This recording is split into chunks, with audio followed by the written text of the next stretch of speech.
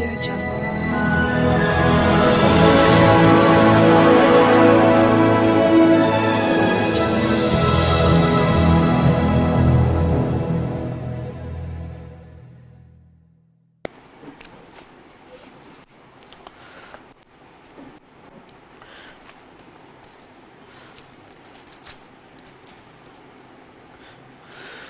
I want to show some scriptures. కొన్ని లేఖనాలు ఈరోజు నేను మాట్లాడగోరుతున్నాను. ఎఫెసీయులకు రాసిన పత్రిక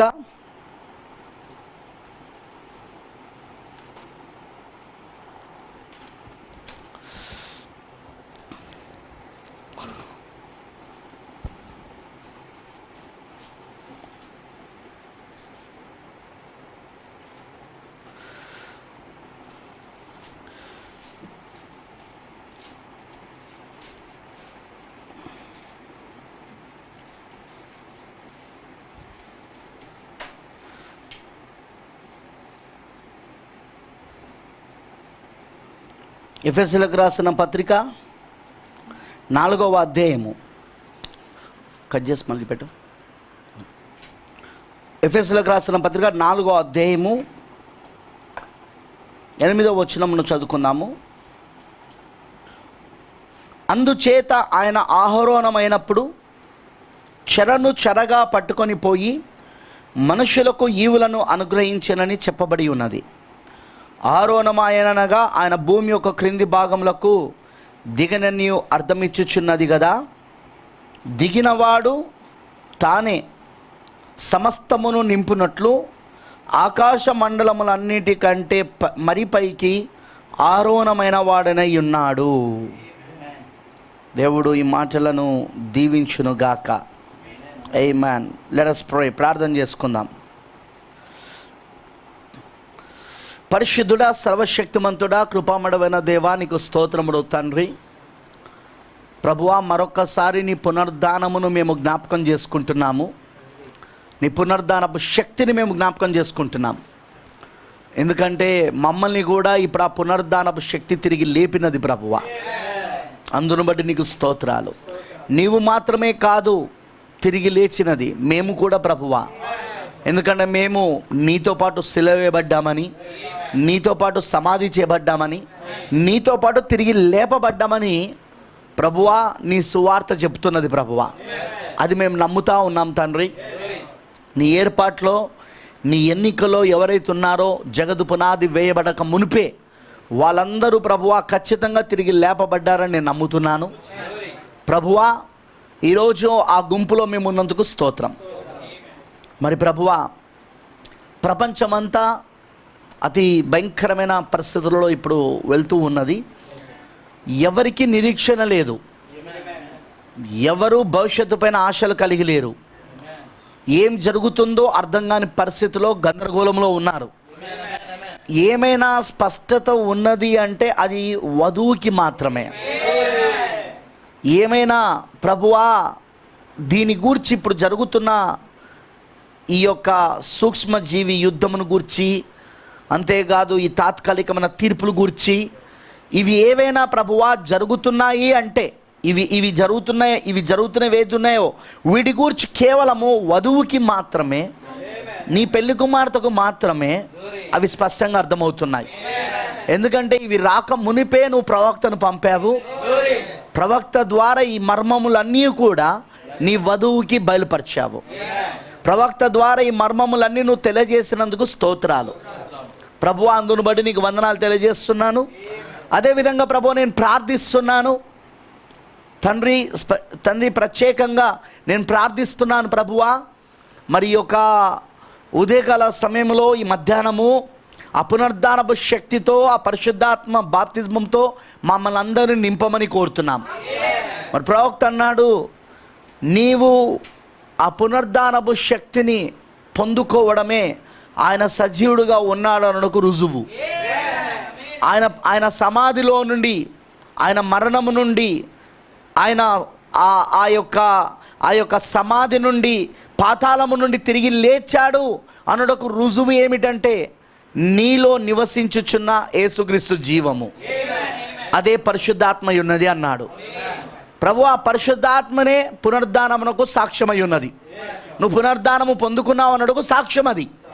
అందుకే ఎవరైతే పరిశుద్ధాత్మతో నింపబడుతున్నారో, ఎవరైతే పరిశుద్ధాత్మ బాప్సం పొందుకుంటున్నారో వాళ్ళందరూ నీకు సాక్షులై ఉన్నారని, వారందరూ నువ్వు పునరుద్ధానం పొందుకున్నావు అన్నట్టుకు సాక్షులై ఉన్నారని, నువ్వు నేడు కూడా సజీవుడిగా ఉన్నావని, నిన్న నేడు నిరంతరము ఒకటే రీతిగా ఉన్నావని వారు సాక్షులుగా ఉన్నారు ప్రభువా.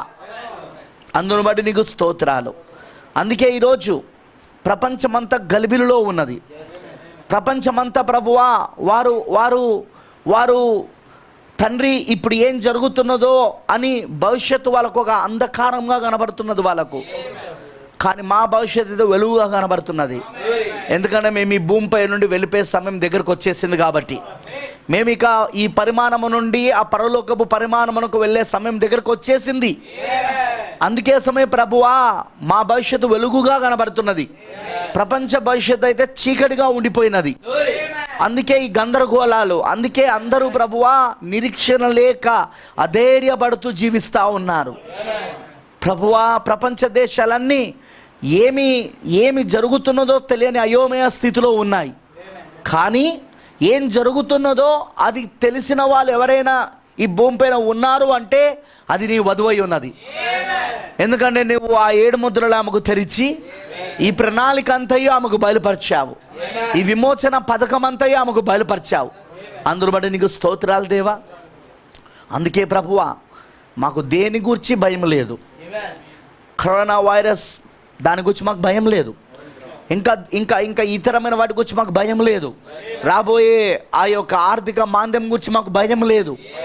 ఈ ప్రపంచంలో రాబోయే అవన్నీ ఏవి మాకు భయం లేవు ప్రభువా. ఎందుకంటే మేము వెళ్ళిపోయే సమయం దగ్గరకు వచ్చేసింది. మేము రక్తపు గుర్తు కింద ఉన్నాం. మేము ఆ పరిశుద్ధాత్మ గుర్తు మాకు ఇవ్వబడినది. ఆ పునరుద్ధానపు శక్తి మాకు ఇవ్వబడినది. మేము పునరుద్ధానులై వెళ్ళిపోయే సమయం వచ్చేసింది ఇక. అందుకే ప్రభువా ఈ ఈస్టర్ రోజున మేము, ఈ పునరుద్ధానపు రోజున మేము ఈ యొక్క ప్రపంచ భవిష్యత్తు వైపు చూడడం లేదు, కానీ వాక్యం వైపు చూస్తున్నాం, నీ వర్తమానం వైపు చూస్తున్నాం. నువ్వు ఇచ్చిన ఈ గడియ యొక్క వర్తమానంలోని ప్రత్యక్షత వైపు చూస్తున్నాం మేము. అక్కడ ఖచ్చితంగా మాకు పునరుద్ధానం ఉంది ప్రభువా. నీ కృప మా అందరికి ఇంకా దయచేయమని, ఇంకా ఈ విషయాలు అర్థం కాని వాళ్ళు ఎవరైనా ఉంటే నీ వధువులో, నీ పెళ్లి కుమార్తెలో వాళ్ళకి అర్థమైనట్లు చేయమని, వారికి బయలుపరచమని కోరుతూ, మరి నీ వాక్యం ద్వారా మాతో మాట్లాడమని నీకు సమర్పించుకుంటూ యేసుక్రీస్తు నామములో ప్రార్థిస్తున్నాము. ఆమేన్. కూర్చోనండి, ప్లీజ్ బి సిట్ డౌన్.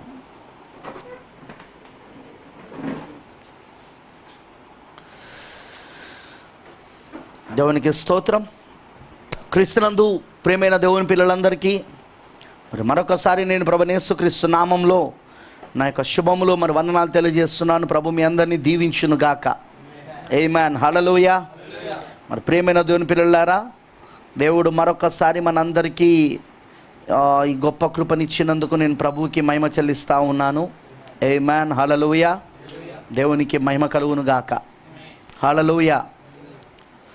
మరి ఈ రోజున I want to give some of the things, కొన్ని విషయాలు నేను మాట్లాడాలని ఆశిస్తున్నాను. ఈస్టర్ గూర్చి, యేసు పునరుద్ధానం గూర్చి మనము మాట్లాడుతూ ఉన్నాము. ఆమేన్. హల్లెలూయా. దేవుడికి మహిమ కలుగును గాక.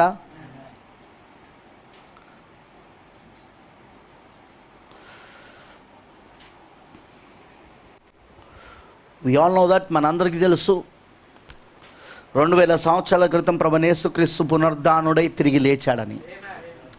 సంఘ శాఖలన్నీ ఇప్పుడు దానినే ఒక పండుగగా చేసుకుంటున్నారు. అవునండి. కానీ వాళ్ళకి తెలియని విషయం ఏంటిదంటే, ఆయన పునరుద్ధానుడై లేచాక ఈ 2000 సంవత్సరాలలో, ఈ 7 సంఘ కాలాలలో ఏం జరిగిందో సంఘ శాఖలకు తెలియదు. ఎందుకంటే ఆ మర్మమంతయు ఎవరి ద్వారా విప్పబడుతుందంటే 7వ దూత ద్వారా. ప్రకటన 10వ అధ్యాయం 7వ వచనం ప్రకారముగా 7వ దూత పలుకు దినములలో అతడు బూర ఊదబోచుండగా దేవుడు తన దాసులకు ప్రవక్తలకు తెలిపిన సువార్త ప్రకారము దేవుని మర్మము సమాప్తమగునని చెప్పాడు అక్కడ. సో 7వ దూత వర్తమానము ఈ మర్మములను బయలుపరిచింది కాబట్టి ఆ 7వ దూత వర్తమానమును నమ్ముచున్న వధువుగా, పెళ్లి కుమార్తెగా, క్రీస్తు భార్యగా మనం ఉన్నాము. కాబట్టి మనకు ఈ 7 సంఘకాలలో ఏం జరిగిందో మనందరికీ తెలుసు. ఆమేన్, హల్లెలూయా. మరి మనందరికీ ఆ 7 సంఘకాలలో ఏం జరిగిందో మనందరికీ తెలుసు. ఫస్ట్ 2000 సంవత్సరాల క్రితము ప్రభు అయిన యేసుక్రీస్తు ఆయన కన్యక మరియ గర్భంలో జన్మించాడు. ఆమేన్. ఆయన జన్మించి 33.5 సంవత్సరాలు ఈ భూమిపైన బ్రతికాడు ఆయన. ఆ తర్వాత ఆయన రోమన్ల చేత సిలువేయబడ్డారు. కోర్స్ ఆయనను అప్పగించింది యూదులే. సిలువేయమని రోమన్లకు, పాపులైన రోమన్లకు అప్పచెప్పింది, అన్ని రోముకు అప్పచెప్పింది ఎవరో కాదు, యూదులే. సో ఆయనను అప్పచెప్పినప్పుడు అన్య రోము యొక్క శిక్ష ఆయనకు విధించబడింది, అదే శిలువ మరణము. ఆయన శిలువలో మరణించాడు. ఆ తర్వాత ఆయనను అరిమతయి యోసేపు అనే ఒక ధనవంతుడు ఆయనను సమాధిలో పెట్టాడు. వింటున్నారా? ఆమేన్, హల్లెలూయా. ఆయనను సమాధిలో పెట్టిన తర్వాత ఆ సమాధిలో నుండి ఆదివారము తెల్లవారి జామున యేసుక్రీస్తు తిరిగి లేచాడని బైబిల్ చెప్తా ఉన్నది. ఆమేన్, హల్లెలూయా. ఆయన పునరుద్ధానుడై తిరిగి లేచినప్పుడు ఆయన సజీవుడుగా ఉన్నాడని అనేకులకు ఆయన కనపరుచుకున్నాడు ఆయన. మరి బైబిల్ ఏమంటుందంటే పౌలు గారి సువార్త ప్రకారము ఆయన 500 మంది కంటే ఎక్కువ సహోదరులకే కనపడ్డాడు అన్నాడు. ఆయన 500 మంది కంటే ఎక్కువ సహోదరులకే ఆయన కనబడ్డాడని చెప్తున్నాడు. ఎవరు? యేసుక్రీస్తు. ఎందుకంటే యేసుక్రీస్తు పునరుద్ధానుడై లేచిన వెంటనే ఆరోహణమై వెళ్ళిపోలేదు. ఆయన ఈ భూమిపైన 40 రోజులు ఉన్నాడు. ఆయన పునరుద్ధానుడై లేచాక 40 డేస్ 40 దినములు ఆయన అనేకులకు ప్రత్యక్షమవుతూ, అగుపడుతూ, మాట్లాడుతూ, తన శిష్యులకు కూడా తన సజీవుడనని అనేక సార్లు ప్రత్యక్షమై అనేక సార్లు ఆయన కనపరుచుకుంటూ వచ్చాడు. ఆయన ఎమ్మాయి దారిలో వెలుచున్న ఆ 2 శిష్యుడు, ఒకతని పేరు క్లోయప్ప అని బైబిల్లో రాయబడి ఉంది. క్లోయప మరియు అతని యొక్క స్నేహితుడు ఇద్దరు నడుచుకుంటూ వెళ్తున్నప్పుడు యేసుక్రీస్తు వాళ్ళ మధ్యలో ప్రత్యక్షమయ్యాడు. మరి వారితో మాట్లాడాడు ఆయన. ఇలాగ మనం చూసుకుంటూ పోతే ప్రియమైన దేవుని పిల్లలారా బాగా వినండి. ఆయన 40 రోజుల మినిస్ట్రీ, 40 డేస్ మినిస్ట్రీ, 40 రోజుల పరిచర్య ఆయన చేసినట్టు మనకు కనబడతా ఉన్నది బైబిల్ ప్రకారముగా. మరి ఆయన 40 రోజుల తర్వాత ఆయన ఆరోహణమై వెళ్ళిపోయాడని బైబిల్ చెప్తున్నది. అయితే ఇప్పుడు నేను కొన్ని విషయాలు ఇక్కడ మాట్లాడాలని ఆశిస్తున్నాను, మీకు అర్థం అవ్వాలని నేను ముఖ్యంగా దేవుణ్ణి కోరుతున్నాను. May the lord help us. దేవుడు మనకు సాయం చేయను గాక. ఎందుకంటే ఇది చాలా ముఖ్యమైన విషయాలు ఇవి. ఆమేన్ అంటారా? మరియు ప్రవక్త చెప్పిన దాని ప్రకారముగా యేసుక్రీస్తు ఆయన పునరుద్ధానుడై లేచాక ఆయన 40 రోజులు కనబడ్డాడు. మరి ఇక్కడ ఎఫెసీయులకు రాసిన పత్రికలో మనం 4వ అధ్యాయంలో మనం చదువుతున్నాం. ఆరోహణం గురించి మాట్లాడుతున్నాడు ఆయన. ఆరోహణమును గురించి మాట్లాడుతున్నాడు. 4వ అధ్యాయం 8వ వచనంలో, అందుచేత ఆయన ఆరోహణమైనప్పుడు చెరను చెరగా పట్టుకొని పోయి మనుషులకు ఇవ్వలను అనుగ్రహించాలని చెప్పబడి ఉన్నది. ఆరోహణమైనగా ఆయన భూమి యొక్క క్రింది భాగములకు దిగననియు అర్థమిచ్చుచున్నది గదా. హల్లెలూయా. ఆయన ఆయన ఆయన ఆయన భూమి యొక్క క్రింది భాగములకు దిగేనని అర్థమిచ్చుచున్నది కదా అని రాస్తున్నాడు. అంటే యేసుక్రీస్తు శిలువ పైన మరణించాక ఆయన దేహము అరిమతయి యోసేపు పిలాతు దగ్గర అనుమతి తీసుకొని తన కోసము తొలిపించుకొని ఉన్న ఆ రాతి సమాధిలో ఆయన దేహాన్ని పెట్టారు. వింటున్నారా? కానీ ఆయన ఆత్మ ఎక్కడికి వెళ్ళింది అంటే ఆయన ప్రాణాత్మలు ఎక్కడికి వెళ్ళినాయని మనం చూస్తే ఆయన భూమి యొక్క క్రింది భాగంలోకి వెళ్ళనని ఇక్కడ బైబిల్ చెప్తా ఉన్నది. హల్లెలూయా. భూమి యొక్క క్రింది భాగంలోకి వెళ్ళనని బైబిల్ చెప్తా ఉన్నది. ఆమేనంటారా?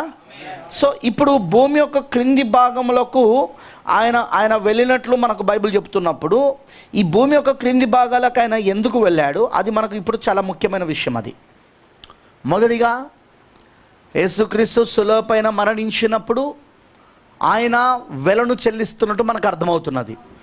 ఎందుకంటే యేసుక్రీస్తు గొర్రెపిల్ల అయి ఉన్నాడు.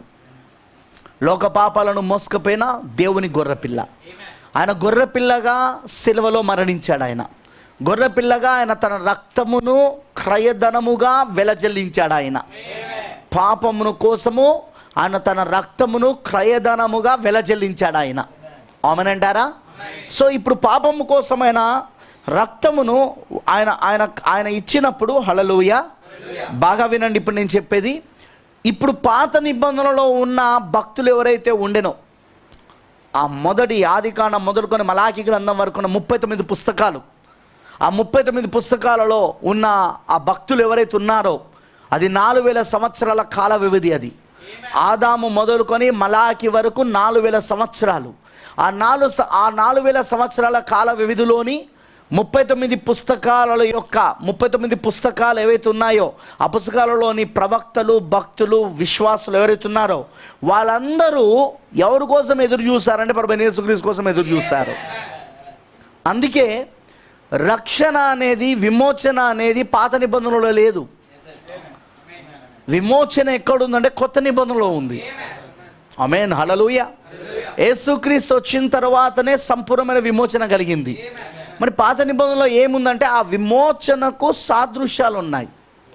జరగబోయే ఆ విమోచనకు అది ఒక ఛాయగా, ముంగుర్తుగా, సాదృశ్యంగా పాత నిబంధనలో ఉన్నది. హల్లెలూయా. అందుకే ప్రవక్త బ్రెన్హాం గారు ఏమని చెప్పారు?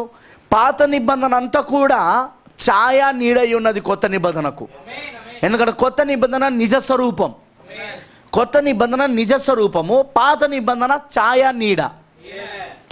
సో అందుకే ఈ ఛాయలో, నీడలో మనం చూస్తే వీళ్ళందరూ ఎవరైతే పాత నిబంధన భక్తులు ఉన్నారో వాళ్ళందరూ ఛాయలో, నీడలో వాళ్ళు జీవించారు. వాళ్ళు అర్పించే అర్పణలు ఏవైతే అప్పుడు ఉన్నాయో గొర్రెపిల్ల అర్పణలు, ఆ గొర్రెపిల్ల దేన్ని సూచిస్తుందంటే రాబోతున్న నిజమైన యేసుక్రీస్తు అనే గొర్రెపిల్లను సూచిస్తూ ఉన్నది. ధర్మశాస్త్రము ఛాయలుగా ఉన్నదని పౌలు గారు రాశాడు హెబ్రీయులకు రాసిన పత్రికలో, కానీ నిజ రూపము క్రీస్తులో ఉన్నదని రాశాడు ఆయన. హల్లెలూయా. ధర్మశాస్త్రం అంతా ఛాయలుగాను మరియు నీడలుగా రాయబడ్డది, అయితే నిజ రూపం మాత్రము అది క్రీస్తులో ఉన్నది అన్నాడు. మరి క్రీస్తు ఎప్పుడు వచ్చాడంటే కొత్త నిబంధనలో వచ్చాడు ఆయన. అందుకే ఈ పాత నిబంధనలో ఉన్న వాళ్ళందరూ ఛాయలో, నీడలో జీవిస్తున్న వాళ్ళు ఎవరైతే ఉన్నారో వాళ్ళందరి కొరకు కూడా యేసుక్రీస్తు రక్తం కాచాడు. కారణం ఏంటంటే వీళ్ళు ఛాయలో, నీడలో, సాదృశ్యంలో ఉన్నను వీళ్ళు ఎదురు చూస్తున్నది ఎవరి కోసం అంటే నిజ రూపం కోసం ఎదురు చూస్తున్నారు. మరి ఆ నిజ రూపమైనది రాబోతున్నది అన్నట్టుకు రుజువుగానే హేబేలు దగ్గర నుండి మొదలైంది గొర్రెపిల్లను వధించుట. హేబేలు దగ్గర నుండి ప్రారంభమైంది గొర్రెపిల్లను వధించుట. వింటున్నారా? దానికంటే ముందు దేవుడే గొర్రెపిల్లను వధించాడు. ఎందుకంటే గొర్రెపిల్లను వధించి ఆ గొర్రెపిల్ల యొక్క రక్తము ద్వారా మాత్రమే నువ్వు దేవుణ్ణి కలుసుకోగలవన్న మార్గాన్ని ఏర్పాటు చేసింది ఎవరంటే స్వయంగా దేవుడే. ఏదోను తోటలో మానవుడు ఆదాము అవ్వలిద్దరు పాపము చేసినప్పుడు ఆ సాయంకాల సమయంలో వారిని కలుసుకోవడానికి వచ్చిన ప్రభు, హల్లెలూయా, వారిని కలుసుకోవడానికి వచ్చిన దేవుడు. వింటున్నారా? వాళ్ళు పాపములు ఉన్నారని తెలిసి వారి కోసం ఒక మార్గాన్ని ఆయన ఏర్పాటు చేశాడు ఆయన. మరి ఆ మార్గమే గొర్రెపిల్ల. ఆమేన్. ఎందుకంటే వాళ్ళిద్దరికి చొక్కాయలు కుట్టించినట్టు బైబిల్లో ఉందా? వాళ్ళిద్దరికి చొక్కాయలు కుట్టించినట్టు బైబిల్లో ఉందా? ఎలా కుట్టించాడంటావు దేవుడు వాళ్ళిద్దరికి చొక్కాలు? గొర్రె చర్మము ద్వారా. ఆమేన్, హల్లెలూయా. మరి గొర్రె పిల్లను వధించుట ద్వారా. హల్లెలూయా. మరి మనం గమనిస్తే ఇప్పుడు ఆ తర్వాత మనం చూస్తున్నది ఎవరంటే ఆ తర్వాత హేబేలు కూడా గొర్రె పిల్లను వధించుట ద్వారానే దేవుని యొద్ద తన అర్పణ అంగీకరించబడినట్టు అర్థమవుతున్నది. ఎందుకంటే దేవుడు ఏర్పాటు చేసిన ఏకైక మార్గం ఏంటిది అంటే అది గొర్రెపిల్ల రక్తం. అందుకే పాత నిబంధనలో ఎవ్వరు గొర్రెపిల్ల రక్తమును చెందించినను, ఆ అమాయకమైన గొర్రెపిల్ల రక్తం చెందించినను అది రాబోయే క్రీస్తుకు, నిజమైన గొర్రెపిల్లకు సాదృశ్యంగా, ఛాయగా, నీడగా ఉన్నది అది. అందుకే వాళ్ళు పాత నిబంధనలో ఉన్నవారు గొర్రెపిల్ల రక్తం క్రింద వాళ్ళకి అప్పుడు ఇవ్వబడిన మార్గం అదే కాబట్టి వాళ్ళకి ఇవ్వబడిన ఆ ఛాయ, నీడ అదే కాబట్టి వాళ్ళ గొర్రెపిల్ల రక్తం క్రింద ఉన్నందువలననే యేసుక్రీస్తు నిజమైన గొర్రెపిల్లగా వచ్చి సిలువలో ఎప్పుడైతే రక్తం కార్చాడో అందుకే వీళ్ళకు కూడా, పాత నిబంధనల భక్తులకు కూడా విమోచన కలుగుతూ ఉన్నది. ఆమేన్, హల్లెలూయా. అర్థమైంది అందరికీ? మరి ఈ పాత నిబంధన భక్తులందరికీ విమోచన కలుగుతున్నది, అది బాగానే ఉంది. అయితే ఆ విమోచన కలిగిన తర్వాత ఈ పాత నిబంధన భక్తులు ఎక్కడున్నారు అంటే వారు భూమి యొక్క కింది భాగాలలో ఉన్నారు. మరి ప్రవక్త బ్రెన్హామ్ గారు చెప్పినట్టు మనకు చాలా మెసేజ్లలో ఉంది. అందులో ఆయన క్లుప్తంగా చెప్పింది ఏ మెసేజ్ అంటే, నా సేవ యొక్క ప్రస్తుత దశ అనే వర్తమానంలో 7 పరిమాణముల గురించి, 7 డైమెన్షన్స్ గురించి ఆయన మాట్లాడాడు. ఆయన 7 పరిమాణముల గురించి మాట్లాడాడు. ఆయన మనము మొదటి 3 పరిమాణములలో జీవిస్తున్నామని అన్నాడు. ఇప్పుడు మానవుడు మొదటి 3 పరిమాణంలో జీవిస్తున్నాడు. మొదటిది వెలుగు, రెండవది పదార్థము, మూడవది కాలము. వెలుగు, పదార్థము, కాలము, ఈ మూడిట్లో మానవుడు జీవిస్తున్నాడు. ఇప్పుడు 4వది విజ్ఞాన శాస్త్రం, సైన్స్, విజ్ఞాన శాస్త్రం, టెలివిజన్, రేడియో, ఇంటర్నెట్. ఇప్పుడంటే ఇంటర్నెట్ వచ్చినప్పుడు ప్రవక్త కాలంలో లేదు. సో ఇంటర్నెట్, ఇవన్నీ కూడా ఏంటంటే విజ్ఞాన శాస్త్రం. ఆ తర్వాత 5వది ఏంటిదంటే అదే పాతాళం, భూమి యొక్క కింది భాగాలు. 5వది పాతాళము. 6వది పరదేశై ఉన్నది. వింటున్నారా? 6వది పరదేశై ఉన్నది. మరి 7వది పరలోకమై ఉన్నది, హెవెన్. హల్లెలూయా. ప్రవక్త బ్రెన్హామ్ గారు ఆ వర్తమానంలో ఈ 7 గురించి క్లుప్తంగా చెప్పాడు ఆయన. అయితే ఇప్పుడు మనం చూసుకోబోయేది ఏంటిదంటే, జాగ్రత్తగా మీరు గమనించాలి. ఇప్పుడు మనం చూసుకోబోయేది ఏంటిదంటే, మనము యేసుక్రీస్తు ఆయన అన్ని డైమెన్షన్స్ని ఆయన కలుసుకున్నట్టు మనం చూడబోతున్నాం. యేసుక్రీస్తు ఒక పరిపూర్ణమైన మానవుడు, అదే సమయంలో ఒక పరిపూర్ణమైన దేవుడు. మానవుడు, దేవుడు ఆయన. వింటున్నారా? ఆయన గాడ్ మ్యాన్, అంటే ఆయన దేవుడు కూడా, ఆయన మానవుడు కూడా. ఆయన పరిపూర్ణమైన మానవుడుగా ఉన్నాడు, ఆయన పరిపూర్ణమైన దేవుడుగా ఉన్నాడు. చూడండి, ఫస్ట్ ఆయన మొదటి 3 పరిమాణములలో జీవించాడు. అందుకే ఆయన వయసు ఉన్నది ఆయనకు. అందుకే ఆయన 33.5 సంవత్సరాలు బ్రతికాడని బైబిల్ చెప్తా ఉన్నది. కాలంలో జీవించాడు కాబట్టే, వెలుగు, పదార్థము కాలంలో ఉన్నాడు కాబట్టే. వింటున్నారా? అర్థమైందని నేను చెప్పింది. ఆ తర్వాత 4వ పరిమాణము అదే మనం చూస్తున్న మరి సైన్స్, విజ్ఞాన శాస్త్రం. అది విజ్ఞాన శాస్త్రం అని మాత్రమే మనం అంటున్నాం. వింటున్నారా? కానీ దాని వివరణ చాలా ఉన్నది ఇంకా. ఎందుకంటే విజ్ఞాన శాస్త్రము ఈ 4వ పరిమాణంలో ఉన్న దానిని కొంతవరకు మాత్రమే వాళ్ళు పట్టుకోగలిగారు. కొంతవరకు మాత్రమే. దేవుని యొక్క ల్యాబొరేటరీలోనికి వెళ్ళి, గాడ్స్ ల్యాబొరేటరీ అంటే దేవుని యొక్క ప్రయోగశాలలోనికి వెళ్ళి సైన్స్ ఈరోజు కొంతవరకు మాత్రమే దాన్ని పట్టుకోగలిగింది. కానీ 4వ పరిమాణాన్ని పూర్తిగా మాత్రము పట్టుకోలేకపోయింది. వింటున్నారా? అర్థమైందని నేను చెప్పింది. సో దాంట్లో నుండి వచ్చిందే ఈ టెలివిజన్, తర్వాత ఈ యొక్క ఇంటర్నెట్. ఇప్పుడు మనం చూస్తున్నవన్నీ ఏవైతే ఉన్నాయో అవన్నీ కూడా అందులో నుండి వచ్చినాయి, ఆ 4th డైమెన్షన్ నుండి వచ్చినాయి. హల్లెలూయా. కానీ అందులో ఇంకొకటి కూడా ఉంది. అదేంటిదంటే ప్రవక్త చెప్పినట్టుగా తీర్పు కూడా ఉంది. తీర్పు ఉంది. వింటున్నారా? హృదయ రహస్యాలు ఉన్నాయి. హృదయ రహస్యాలు బయలుపరచబడుట. హల్లెలూయా. జాగ్రత్తగా వినండి. హృదయ రహస్యాలు బయలుపరచబడుట, జీవితము, అందరి జీవితాలు రికార్డ్ అవుట, రికార్డింగ్ ఏంజిల్ ద్వారా రికార్డ్ అవ్వడం, అందరి జీవితాలు రికార్డ్ అవ్వడం. హల్లెలూయా. ఇవన్నీ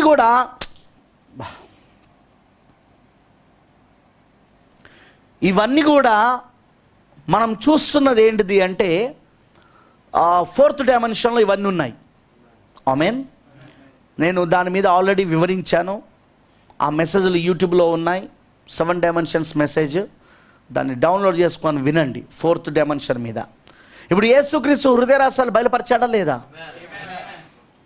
యేసుక్రీస్తు జీవితంలో జరిగిన వాటిని చెప్పాడా లేదా? బావి దగ్గర ఉన్న స్త్రీ, సమరయ స్త్రీ, ఆమె జీవితం రికార్డ్ అయింది. యేసుక్రీస్తుకి అది దర్శనంలో కనబడింది. అందుకే ఆయన ఏమని చెప్పగలిగాడు?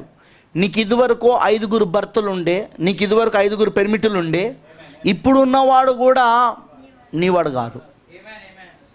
ఈమె సహజీవనం జీవిస్తూ ఉన్నది. ఈమె వింటున్నారా? ఈమె సహజీవనం జీవిస్తూ ఉన్నది. ఎంతమందిని మార్చిందంటే 6గురిని మార్చింది ఈమె. అయితే మీరు గమనించాల్సిన విషయం ఏంటంటే ప్రియమైన దేవుని పిల్లలారా, ఇప్పుడు ఇది ఎక్కడుందంటే 4th డైమెన్షన్లో ఉంది. ఇది ఆ దర్శనం 4th డైమెన్షన్, అందులోకి వెళ్ళడం 4th డైమెన్షన్. ఎందుకంటే వాళ్ళ జీవితాలు రికార్డ్ అయి ఉన్నాయి. రికార్డ్ అయిన దానిని చూసి చెప్పడం. ఆమేనంటారా? అది చూసి చెప్పగలగడం. ఆమేనంటారా? మీకు అర్థమైందని నేను చెప్పింది. ఎలాగైతే ఇప్పుడు సైన్స్లో రికార్డ్ అయింది, ఇప్పుడు ఒక క్రికెట్ మ్యాచ్ రికార్డ్ అయింది, దాన్ని ఎలా చూడగలుగుతున్నారు? ఇప్పుడు ఈ మెసేజ్ రికార్డ్ అవుతున్నది, ఎలా ఇప్పుడు అంతా చూడగలుగుతున్నారు? అలా అన్నమాట. ఇప్పుడు అందరి ఇంట్లో చూడగలుగుతున్నారు. ఇప్పుడు రికార్డ్ అయింది. వింటున్నారా నేను చెప్పింది? సో సైన్స్ ఎక్కడి దాకా వెళ్ళగలిగిందంటే, అందరిది వాళ్ళు మాత్రం దేన్ని రికార్డ్ చేస్తారో ఆ రికార్డ్ అయింది మాత్రమే చూడగలుగుతారు. కానీ దేవుని సైన్స్ ఏంటిదంటే, అందరి కోసం ఆయన ఆల్రెడీ రికార్డింగ్ పెట్టాడు. ఆయన దేన్నైనా ఆయన చూడగలుగుతాడు ఆయన. సో ఇప్పుడు యేసుక్రీస్తు 4th డైమెన్షన్ కూడా తగిలాడా లేదా? ఇప్పుడు ఆయన తాకాడా లేదా? ఇప్పుడు ఆయన మొదటి 3 పరిమాణాలు, ఇప్పుడు 4వ పరిమాణం. ఆ తర్వాత ఆయన శిలువ పైన మరణించినప్పుడు, హల్లెలూయా, ఆయన ఎక్కడికి వెళ్ళాడంటే పాతాళానికి వెళ్ళాడు. ఎందుకంటే భూమి యొక్క క్రింది భాగాలకు వెళ్ళనని అర్థమిచ్చుచున్నది కదా అని ఉంది. ఉందా? ఆమేన్. ఉందా లేదా? భూమి యొక్క క్రింది భాగములలోనికి వెళ్ళనని అర్థమిచ్చుచున్నది కదా అని ఉంది. హల్లెలూయా. అయితే బైబిల్ చెప్తున్నట్లుగా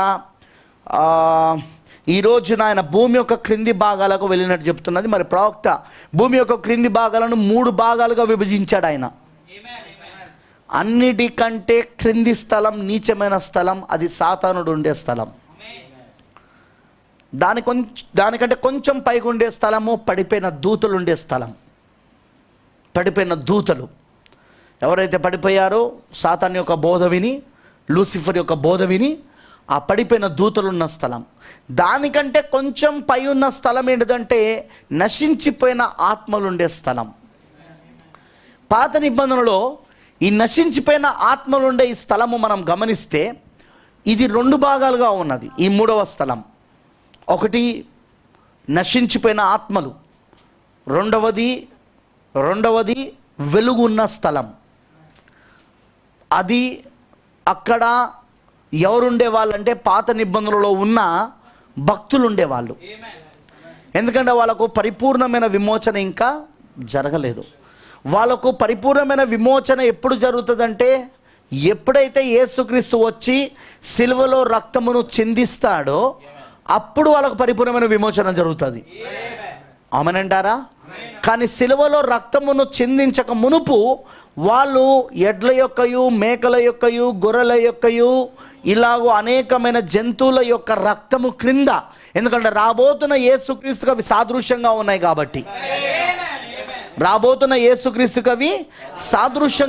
కాబట్టి, వాటి యొక్క రక్తము క్రింద వీళ్ళు ఉన్నారు. మరి తాత్కాలికంగా వినండి, తాత్కాలికంగా వాళ్ళు ఇప్పుడు ఆ దేవుడు ఏర్పాటు చేసిన మార్గంలో ఉన్నాడు. ప్రత్యామ్నాయమైన మార్గం అంటారు దాన్ని. ఆమేనంటారా? అసలైన మార్గానికి బదులుగా ఉన్న మార్గం అది.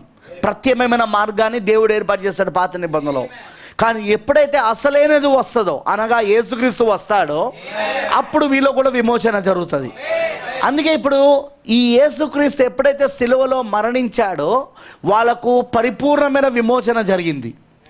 వాళ్ళకు పరిపూర్ణమైన విమోచన జరిగిందనుటకు వాళ్ళకు బోధించడానికి యేసుక్రీస్తు ఆయన భూమి యొక్క క్రింది భాగాలకు వెళ్ళాల్సి వచ్చింది. వింటున్నారా? ఆయన భూమి యొక్క క్రింది భాగాలకు వెళ్ళవలసి వచ్చింది. ఆయన వాళ్ళకు పరిపూర్ణమైన విమోచన జరిగిందని వాళ్ళకు బోధించడానికి, వాళ్ళు ఎదురు చూసిన ఆ యొక్క క్రీస్తు ఆయననే అని, వారి కోసం ఆయన రక్తం కార్చాడని వారికి సువార్త ప్రకటించడానికి ఆయన వాళ్ళ దగ్గరికి వెళ్ళవలసి వచ్చింది. ఆమేన్, హల్లెలూయా. అందుకే ప్రవక్త అంటాడు, పాతాళంలో సాక్ష్యపు కూటం, క్రింది యొక్క భూమి యొక్క క్రింది భాగాలలో సాక్ష్యపు కూటం జరిగింది. హల్లెలూయా. మరి ప్రవక్త డీమనాలజీ, దయ్యపు శాస్త్రం అనే వర్తమానంలో ఆయన ఏమని చెప్పాడంటే, ఆయన చనిపోయిన తర్వాత ఆయన శరీరము, ఆయన దేహము, పార్థివ దేహము సమాధిలోనికి వెళ్ళింది. ఆయన ఆత్మను దేవునికి అర్పించబడింది. ఆయన ప్రాణము, వింటున్నారా, పాతాళంలోనికి వెళ్ళింది అంటున్నాడు ఆయన. హల్లెలూయా. ఇప్పుడు ఆయన ఆయన ఆయన ప్రాణము పాతాళంలోనికి వెళ్ళినప్పుడు బాగా వినండి, మొదటిగా ఆయన ఎక్కడికి వెళ్ళాడంటే ముందు సాతానుడు ఉన్న స్థలానికి వెళ్ళాడు. సాతానుడు ఉన్న స్థలానికి వెళ్ళి ముందు సాతానున్న స్థలమును తలుపు కొట్టాడు. సాతానుడు తలుపు తీసినప్పుడు ఎదురుగా ఎవరున్నారంటే యేసున్నాడు. చూడండి, అంతకుముందు వరకు ఎంతోమంది దేవుని కుమారులు దేవుని కుమార్తెలు సాతానుడు చంపాడు. ఎంతోమంది ప్రవక్తలను, ఎంతోమంది భక్తులను, దేవుని కుమారులను కుమార్తెలను అందరినీ కూడా వాడు చంపుకుంటూ వచ్చాడు. హల్లెలూయా. కానీ వాడు చంపిన ఈ యేసుక్రీస్తు వారిలాగా కాదు. ఆయన వాళ్ళందరినీ వాడు పాతాళములో ఉంచగలిగాడు, కానీ ఈయనను మాత్రం వాడు పాతాళంలో ఉంచలేడు. హల్లెలూయా. ఎందుకంటే ఎవరైతే వాడు చంపగలిగాడో వాళ్ళందరికీ విమోచన అవసరం. ఎవరినైతే వాడు చంపాడో పాత నిబంధనలో ఉన్న భక్తులను, వాళ్ళందరికీ విమోచన అవసరం. కానీ ఇప్పుడు కొత్త నిబంధనలో వచ్చిన యేసుక్రీస్తును వాడు చంపినప్పుడు ఈయన విమోచన కాదు, ఈయన కావాల్సింది, ఈయన వచ్చిందే విమోచించడానికి వచ్చాడు. ఈయన విమోచన కొరకు ఎదురు చూస్తున్న వాళ్ళందరికీ విమోచన ఇవ్వడానికి వచ్చిన విమోచకుడు ఈయన. కాబట్టి విమోచన కొరకు ఎదురు చూస్తున్న వాళ్ళను వాడు పాతాళంలో ఆపగలిగాడు, కానీ విమోచన చేయడానికి వచ్చిన ఈయనను మాత్రము వాడు ఆపలేడు. వాడు ప్రైజ్ ది లార్డ్. హల్లెలూయా. మీకు అర్థమైందని చెప్పింది. చూడండి, ఇప్పుడు ఆయన నేరుగా అపవాది ఉన్న ఆ నీచమైన స్థలంలోనికి వెళ్ళి వాని దగ్గర ఉన్న మరణం యొక్కయు పాతాళ లోకం యొక్కయు తాళపు చేతులు లాక్కున్నాడు ఆయన.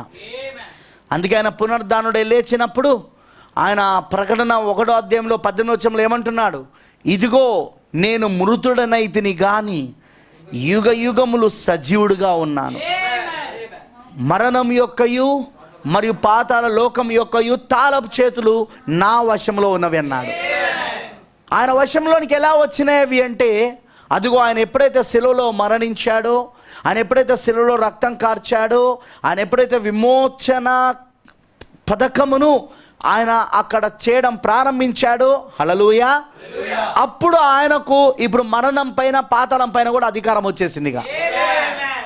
అందుకే ఆయన నేరుగా వెళ్ళి ముందు అపవాది దగ్గరున్న ఆ యొక్క మరణం యొక్క పాతాళ లోకం యొక్క తాళపు చేతులను లాక్కొని, హల్లెలూయా, వింటున్నారా? మరియు పేతురు రాసిన పత్రికలో చెప్పినట్టుగా, నా పాత బైబిల్ ఉంది అక్కడ,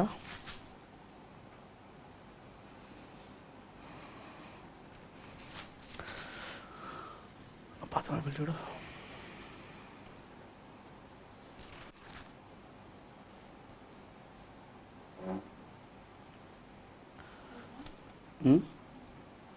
ఏంటి వినవచ్చు?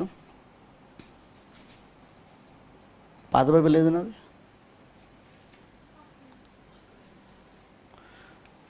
పేతురు రాసిన పత్రికలో చెప్పబడినట్టుగా మనం ఏం చూస్తున్నామంటే, ఆయన నోవాహు దినములలో నశించిపోయిన ఆత్మలు ఏవైతే ఉన్నాయో వారికి సువార్త ప్రకటించినట్టు బైబిల్ చెప్తా ఉన్నది ఆయన. హల్లెలూయా. రైట్. పేతురు రాసిన మొదటి పత్రిక 3వ అధ్యాయము 19వ వచనం చూడండి ఒకసారి. పేతురు రాసిన మొదటి పత్రిక 3వ అధ్యాయము 19వ వచనము. దేవుని దీర్ఘశాంతము ఇంకా కనిపెట్టుచుండినప్పుడు పూర్వము నోవాహు దినములలో ఓడ సిద్ధపరచబడుచుండగా అవిధేయులైన వారి యొద్దకు, అనగా చెరలో ఉన్న ఆత్మల యొద్దకు ఆయన ఆత్మరూపిగానే వెళ్ళి వారికి ప్రకటించెను. మీరు గమనించారా మాట? ఎఫెసీయులకు రాసిన పత్రిక 4వ అధ్యాయంలోనో ఆయన ఆరోహణమాయనగా అర్థము భూమి యొక్క క్రింది భాగములకు దిగనని అర్థమిచ్చుచున్నది కదా అని అన్నాడు. అవునా? అది ఎవరు? పౌలు గారు చెప్పాడు. అది ఆమేనంటారా? ఇప్పుడు పేతురు చెప్తున్నాడు. ఏమని చెప్తున్నాడంటే, పేతురు ఆయన అవిధేయులైన వారి యొద్దకు, అనగా చెరలో ఉన్న ఆత్మల యొద్దకు, ఆయన చెరలో ఉన్న ఆత్మల యొద్దకు ఆయన ఆత్మరూపిగానే వెళ్ళి వారికి ప్రకటించెను. హల్లెలూయా. ఇప్పుడు యేసుక్రీస్తు పాతాళానికి వెళ్ళి, ఆ భూమి యొక్క క్రింది భాగాలకు వెళ్ళి ఆయన చేసింది ఏంటిది? మొదటిగా ఆయన మరణం యొక్కయు పాతాళ లోకం యొక్కయు తాళపు చేతులు లాక్కున్నాడు. తాళపు చేతులు దేనికి సాదృశ్యం? తాళపు చేతులు అధికారానికి సాదృశ్యం. తాళపు చేతులు విశ్వాసానికి సాదృశ్యం. ఆమేనంటారా? ప్రత్యక్షతకు సాదృశ్యం. తాళపు చేయి విశ్వాసానికి, ప్రత్యక్షతకు, అధికారానికి సాదృశ్యం. ఇప్పుడు ఆయన తాళపు చేతిని కలుగున్నాడంటే అర్థం ఏంటంటే అదేదో తాళాల గుత్తి కాదు, ఆయన దగ్గర ఉంది. ఆయన దగ్గర అధికారం ఉంది. ఇప్పుడు మరణము పైన, పాతాళ లోకం పైన ఇప్పుడు ఆయన అధికారాన్ని కలిగి ఉన్నాడని బైబిల్ చెప్తూ ఉన్నది. ఆమేనంటారా? ఇప్పుడు ఆ అధికారాన్ని కలిగి ఉన్న ఆయన ఏం చేశాడు? ఆయన భూమి యొక్క క్రింది భాగాలకు వెళ్ళి ఇప్పుడు ఫస్ట్ అధికారాన్ని తీసుకున్నాడు. మరణం యొక్కయు పాతాళ లోకం యొక్కయు తాళపు చేతులు, దాన్ని అధికారం తీసుకున్నాడు. ఆ తర్వాత ఆయన చెరలో ఉన్న ఆత్మలు ఎవరైతే ఉన్నారో, వింటున్నారా? ఎవరైతే ఆ చెరలో ఉన్నారో, ఇప్పుడు ఆ చెరలో 2 గుంపులు ఉన్నాయి. ఒకటి నశించిపోయిన ఆత్మలుండే గుంపు. హల్లెలూయా. ఆయా కాలములలో దేవుడు పంపించిన వర్తమానాన్ని నమ్మకుండా జీవించారే, ఆ నమ్మకుండా జీవించిన వాళ్ళందరూ ఎవరైతే ఉన్నారో వాళ్ళందరి ఆత్మలు అక్కడే ఉన్నాయి. ఆమేనంటారా? మరి ఇక్కడ పేతురు రాసిన పత్రికలో చెప్పినట్టుగా ఆయన నేరుగా చెరలోనికి వెళ్ళి అప్పుడు ఆ నోవాహు దినాలలో మరి ఓడ సిద్ధపరచుచుండగా అవిధేలైన వారి యొద్దకు, అనగా చెరలో ఉన్న ఆత్మల యొద్దకు ఆయన ఆత్మరూపిగానే వెళ్ళి వారికి ప్రకటించెను అని రాయబడి ఉంది. హల్లెలూయా. వాళ్ళ దగ్గరకు వెళ్ళి ఆయన ప్రకటించాడు. ఏమని ప్రకటించాడు? మీరెందుకు సువార్త నమ్మలేదు? మీరెందుకు ప్రవక్తలు చెప్పిన వచనములను నమ్మలేదు? మీరెందుకు నేను వస్తానని వాళ్ళు ప్రకటించినా కూడా మీరెందుకు నమ్మలేదు? హల్లెలూయా. మీకు తెలుసు కదా, ఇదే పేతురు రాసిన పత్రికలో ప్రవక్తలందరూ కలుగున్నది క్రీస్తు ఆత్మ అని, మరియు వాళ్ళు ప్రకటించింది కూడా క్రీస్తునని రాయబడి ఉంది. ప్రవక్తలందరూ కలుగున్నది క్రీస్తు ఆత్మ, మరి వాళ్ళు ప్రకటించింది కూడా క్రీస్తుని. తెలియదా మీకు? దాని మీద నేను చాలా ప్రసంగాలు చేశాను, నేను చాలాసార్లు చేశాను. హల్లెలూయా. సో ఈ ప్రవక్తలందరూ ఎవరి గురించి చెప్పారంటే క్రీస్తుని గురించి చెప్పారు. క్రీస్తుని గురించి వాళ్ళు సాక్ష్యం ఇచ్చారు. వాళ్ళు కలుగున్న ఆత్మ కూడా ఎవరిదంటే క్రీస్తు ఆత్మ. హల్లెలూయా. అందుకే వాళ్ళు ముందుగానే సాక్ష్యం ఇచ్చారని బైబిల్ చెప్తా ఉన్నది. ఆ రాబో వాటిని గురించి ముందుగానే వాళ్ళు సాక్ష్యం ఇచ్చారు క్రీస్తుని గురించి. హల్లెలూయా. ఇప్పుడు క్రీస్తు వెళ్ళి ఏం చేస్తారంటే ప్రవక్తలు చెప్పిన వర్తమానం కరెక్ట్ అని వాళ్ళకు సువార్త చెప్పాడు ఆయన. వింటున్నారా? ప్రవక్తలు ఏదైతే చెప్పారో అదంతా సరి అయినది, మీరు ఎందుకు నమ్మలేదు దాన్ని? అదిగో ఇప్పుడు అది జరిగింది. వాళ్ళు చెప్పిన లేఖనాలన్నీ ఇప్పుడు నెరవేర్పు జరిగినది. హల్లెలూయా. వాళ్ళు చెప్పిన లేఖనాలని ఇప్పుడు నెరవేర్పు జరిగినది అని చెప్పి వాళ్ళకు సువార్త ప్రకటించాడు. రక్షించబడడానికి కాదు. వాళ్ళు చెరలో ఉన్న ఆత్మలు ఎవరైతే ఉన్నారో, ఆ నశించిపోయిన ఆత్మలు, ఆ తీర్పులోకి వస్తున్న ఆత్మలు, వాళ్ళు వర్తమానమును వాళ్ళ కాలంలో దేవుడు పంపించిన ప్రవక్తల వర్తమానములను వాళ్ళు నమ్మలేదు. అయితే అది జరిగిందా లేదా అనేది వాళ్ళకు తెలియజేయడానికి యేసు వచ్చాడు వాళ్ళ దగ్గరికి. మీరెందుకు ప్రవక్తల వర్తమానమును నమ్మలేదు? మీరు హల్లెలూయా. మీరెందుకు ఆ ప్రవక్తలు చెప్పిన సువార్త నమ్మలేదు? వాళ్ళు నా గురించే చెప్పారు, ఇదిగో వాళ్ళు చెప్పింది జరిగింది ఇప్పుడు అని వాళ్లకు ప్రకటించాడు ఆయన. మీకు అర్థమవుతుందా? హల్లెలూయా. సో అవిధేయులైన ఆత్మలకు, గమనించారా మీరు? అక్కడ అవిధేయులైన వారి దగ్గరికి వెళ్ళాడట. అవిధేయులంటే ఎవరు? లోబడని వారు. అవిధేయత అంటే లోబడకపోవడం. వాళ్ళు లోబడలేదు. ఎవరికి లోబడలేదు? వాళ్ళు ప్రవక్తల వచనములకు లోబడలేదు, ప్రవక్తల వర్తమానములకు లోబడలేదు. వాళ్ళు ఆయా కాలంలో పంపబడిన ప్రవక్తల యొక్క వర్తమానములకు, ప్రవక్తల యొక్క వచనములకు వాళ్ళు లోబడలేదు. హల్లెలూయా. వాళ్ళు లోబడకపోయేసరికి అందుకే వాళ్ళు చెరలోని ఆత్మలుగా అక్కడ, వాళ్ళు అవిధేయుల ఆత్మలుగా అక్కడ ఉన్నారు కాబట్టి యేసుక్రీస్తు వెళ్ళి వాళ్ళకి సాక్ష్యం ఇస్తా ఉన్నాడు ఆయన. మరి ఇది గుర్తుపెట్టుకోనండి, వాళ్ళు రక్షించబడడానికి కాదు ప్రకటిస్తున్నది. యేసుక్రీస్తు వాళ్ళకును రక్షించడానికి కాదు వాళ్ళకు సువార్త ప్రకటిస్తున్నది. ఆమేనంటారా?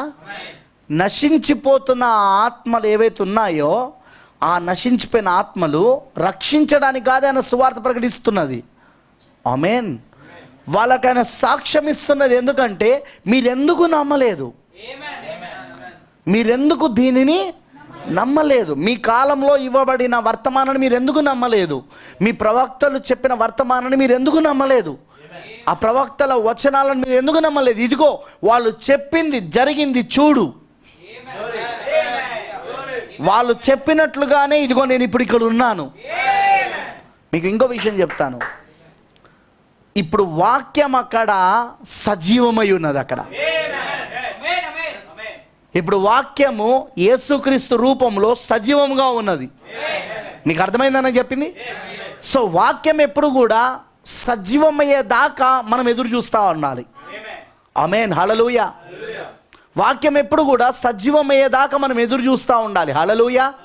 దేవుడికి మహిమ కలుగును గాక. ఓ అయిపోయిందా?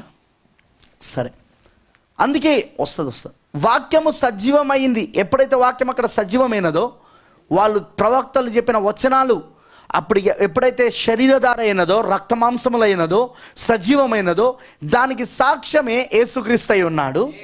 అందుకే యేసుక్రీస్తు వెళ్ళి వాళ్ళకి చెప్తున్నాడు. ఓకేనా? ఒక పాయింట్, పాతాళ లోకంలోకి ఆయన వెళ్ళడానికి కారణం, భూమి యొక్క క్రింది భాగంలో వెళ్ళడానికి కారణం మరణమును పాతాళ లోకం యొక్క తాళపు చేతులు వశపరచుకోవడానికి. రెండవది, ఎందుకంటే మరణం యొక్కయు పాతాళ లోకం యొక్కయు తాళపు చేతులు నా వశంలోనే ప్రకటన 1:18 రాయబడ్డది. అది ఎప్పుడు చెప్తున్నాడు? ఆయన పునరుద్ధరణ అయినాక చెప్తున్నాడు. అంతకుముందు ఆయన చనిపోకముందు ఆయన పరలోక రాజ్య తాళపు చేతులు నేను నీకు ఇస్తున్నానని పేతురుకి ఇచ్చాడు. సో ఆయన దగ్గర అప్పుడు పరలోక రాజ్యం ఒక తాళపు చేతులు ఉండే, అవి పేతురుకి ఇచ్చాడు ఆయన. ఏది? మత్తయి సువార్త 16వ అధ్యాయము 13వ వచనం నుండి వెళ్తే మనకు అక్కడ అదే కనబడతా ఉన్నది. అర్థమైన వాళ్ళందరూ రామని చెప్పండి. నెక్స్ట్ ఆ తర్వాత మనం చూస్తే ఏమొస్తుందంటే, జాగ్రత్త వినండి, ఆ తర్వాత మనం చూస్తే ఏమొస్తుందంటే, నెక్స్ట్ ఆయన ఇక్కడ పేతురు రాసిన మొదటి పత్రిక 3వ అధ్యాయము 19వ వచనంలో చదువుతున్నప్పుడు, 19-20 వచనాలు చదివినప్పుడు ఆయన ఎక్కడికి వెళ్ళాడంటే అవిధేయులున్న ఆత్మల యొద్దకు వెళ్ళాడు. ఆయన ఎక్కడికి వెళ్ళాడు? అవిధేయులు ఉన్న ఆత్మల యొద్దకు వెళ్ళాడు. ఆయన చెరలో ఉన్న ఆత్మల యొద్దకు, వారికి ఆ నశించిపోయిన ఆత్మలకు, వాళ్ళు రక్షించబడడానికి కాదు ఆయన సువార్త ప్రకటిస్తున్నది, కానీ వాళ్ళకు ఆయన సువార్త ఎందుకు ప్రకటిస్తున్నాడు అంటే వాళ్ళకు సాక్ష్యం ఇవ్వడానికి. వాళ్ళు ప్రవక్తల వచనములు నమ్మలేదు, ప్రవక్తల యొక్క వర్తమానాలను వాళ్ళు నమ్మలేదు, కాబట్టి అవి నెరవేర్పు జరిగిందని సాక్ష్యం ఇస్తున్నాడు. ఓకేనా? ఆ తర్వాత మూడవది, థర్డ్ పాయింట్, బాగా వినండి. మూడవది ఏంటిదంటే, ఆయన ఎవరి దగ్గరికి వెళ్ళాడంటే అక్కడ రాసినట్టుగా, ఏది ఇక్కడ మనము ఎఫెసీ 4వ అధ్యాయంలో చదివినట్లుగా ఆయన చెరగా బయటికి తీసుకొచ్చాడు ఉంది బైబిల్లో. ఎందుకంటే ఆ చెరలో ఇంకొక గుంపు కూడా ఉంది. ఆ చెరలో ఇంకొక గుంపు కూడా ఉంది. ఒకటో నశించిపోయిన ఆత్మలు ఉండే గుంపు, వాళ్ళను విమోచించడానికి, రక్షించడానికి కాదు యేసు అక్కడికి వెళ్ళింది, వాళ్ళకి సువార్త ప్రకటించింది, వాళ్ళకి సాక్ష్యం వేయడానికి వెళ్ళాడు, ప్రవక్తల యొక్క వచనాలు కొట్టివేయడానికి వీల్లేదని చెప్పడానికి వెళ్ళాడు, మరి సున్నేనును పొల్లేనును తప్పిపోకుండా నెరవేర్పు జరిగిందని వాళ్ళకు చెప్పడానికి వెళ్ళాడు. హల్లెలూయా. అర్థమైన వాళ్ళందరూ ఆమేన్ చెప్పండి. అర్థమైంది అందరికీ? సో అక్కడ సాక్ష్యం ఇచ్చాడు. ఆమేన్. అక్కడ సాక్ష్యం ఇచ్చిన తర్వాత హల్లెలూయా, ఆయన నేరుగా ఎక్కడికి వెళ్ళాడంటే ఆ చెరలో ఉన్న దాంట్లోనే ఇంకో గుంపు ఉన్నారు. వాళ్ళు ఎవరంటే ఆయన వస్తాడని ఎదురు చూస్తున్న గుంపు. ఆమేన్, హల్లెలూయా. ఆయన వస్తాడని ఎదురు చూస్తున్న గుంపు ఒకటి ఉంది. హల్లెలూయా. వాళ్ళే పాత నిబంధనలో ఉన్న భక్తులు. ఇప్పుడు వాళ్ళ దగ్గరికి వెళ్ళాడు. మరి ప్రభుత్వ మెసేజ్లో అంటున్నాడు, వెళ్ళి తలుపు కొట్టినప్పుడు విశ్వాసులకు తండ్రి అయిన అబ్రహాం తలుపు తీశాడట. విశ్వాసులకు తండ్రి అయిన అబ్రహాం ఎప్పుడైతే తలుపు తీశాడో ఎదురుగా ఎవరు కనబడుతున్నారంటే యేసుక్రీస్తు కనబడుతున్నాడు. వెంటనే అబ్రహాము శారాను పిలిచాడు. శారా పరిగెత్తుకుంటూ వచ్చింది. ఏమిటండి అంటే, అదిగో ఆ రోజున ఆ ఆదికాండం 18వ అధ్యాయంలో ఆ సింధూర వృక్షం యొద్ద ఆ మామిరే దగ్గర నేను ఆ గుడారము దగ్గర ఒక ఆయనను కలుసుకున్నాను చూడు. హల్లెలూయా. ఆమేన్. ఆ మిట్ట మధ్యాహ్నము ఆ రోజు నీ హృదయ రహస్యాన్ని బయలుపరిచాడు చూడు, ఆయనే ఈయన. అదే సమయంలో యోబు అక్కడికి వచ్చాడు. యోబు ఆయన చూసి అంటున్నాడు, నా విమోచకుడు సజీవుడనియు ఒక దినమున నేను ఈ భూమిపైన నిల్చున్న నీవు, నేను చెప్పినది ఎవరు కూర్చో కదా అని ఈయన కూర్చి అని. అదే సమయంలో ఏజ్కేల్ వచ్చాడు. అక్కడికి ఏజ్కేల్ అంటున్నాడు, చక్రములోని చక్రమని. నేను ఎవరు కూర్చి అయితే చూసి చెప్పాను ఆయననే ఈయన. దేవుడికి మహిమ కలుగును గాక, దేవునికి మహిమ కలుగును గాక. హల్లెలూయా. అర్థమైన వాళ్ళందరూ ఆమె చెప్పండి. ఇలా ప్రవక్తలందరూ ఎవరు గురించి అయితే ఆయన సాక్ష్యం ఇచ్చారో ఆయనే వాళ్ళ ముందు నిలబడ్డాడు. మరి వాళ్ళందరికీ ఆయన సువార్త చెప్పాడు. యెషయా చూసిన 53వ అధ్యాయంలో చూసిన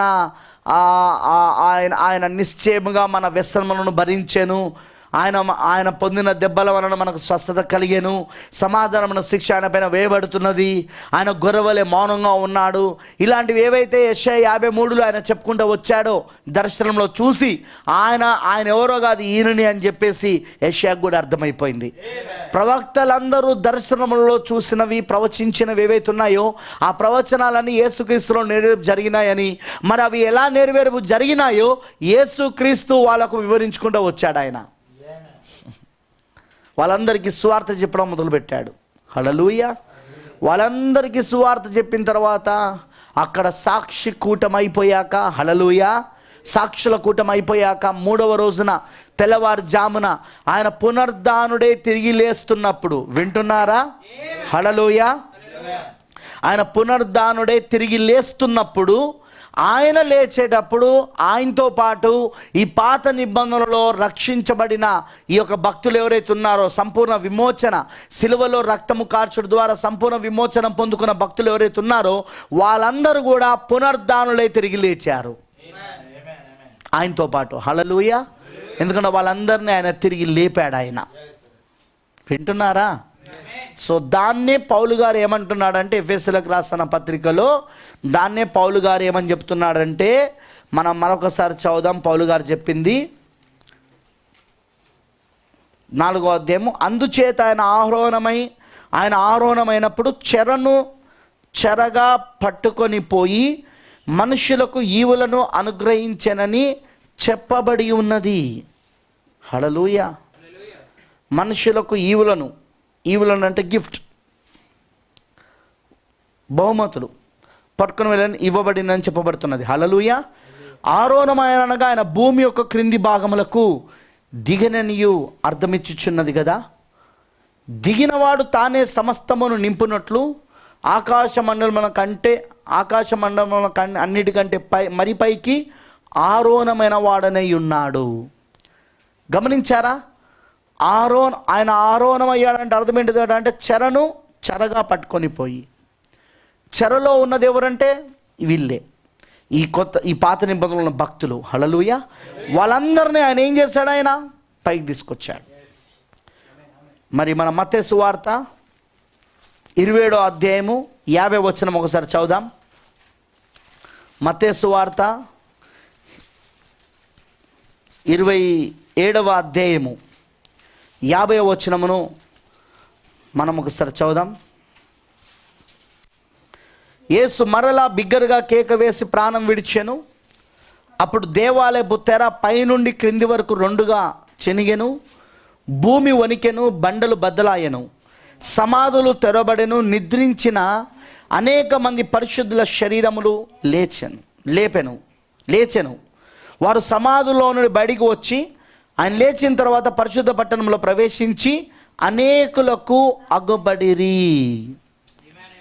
యేసుక్రీస్తు పునరుద్ధానుడే లేస్తున్నప్పుడు ఎవరు లేసారని బైబిల్ చెప్తున్నది?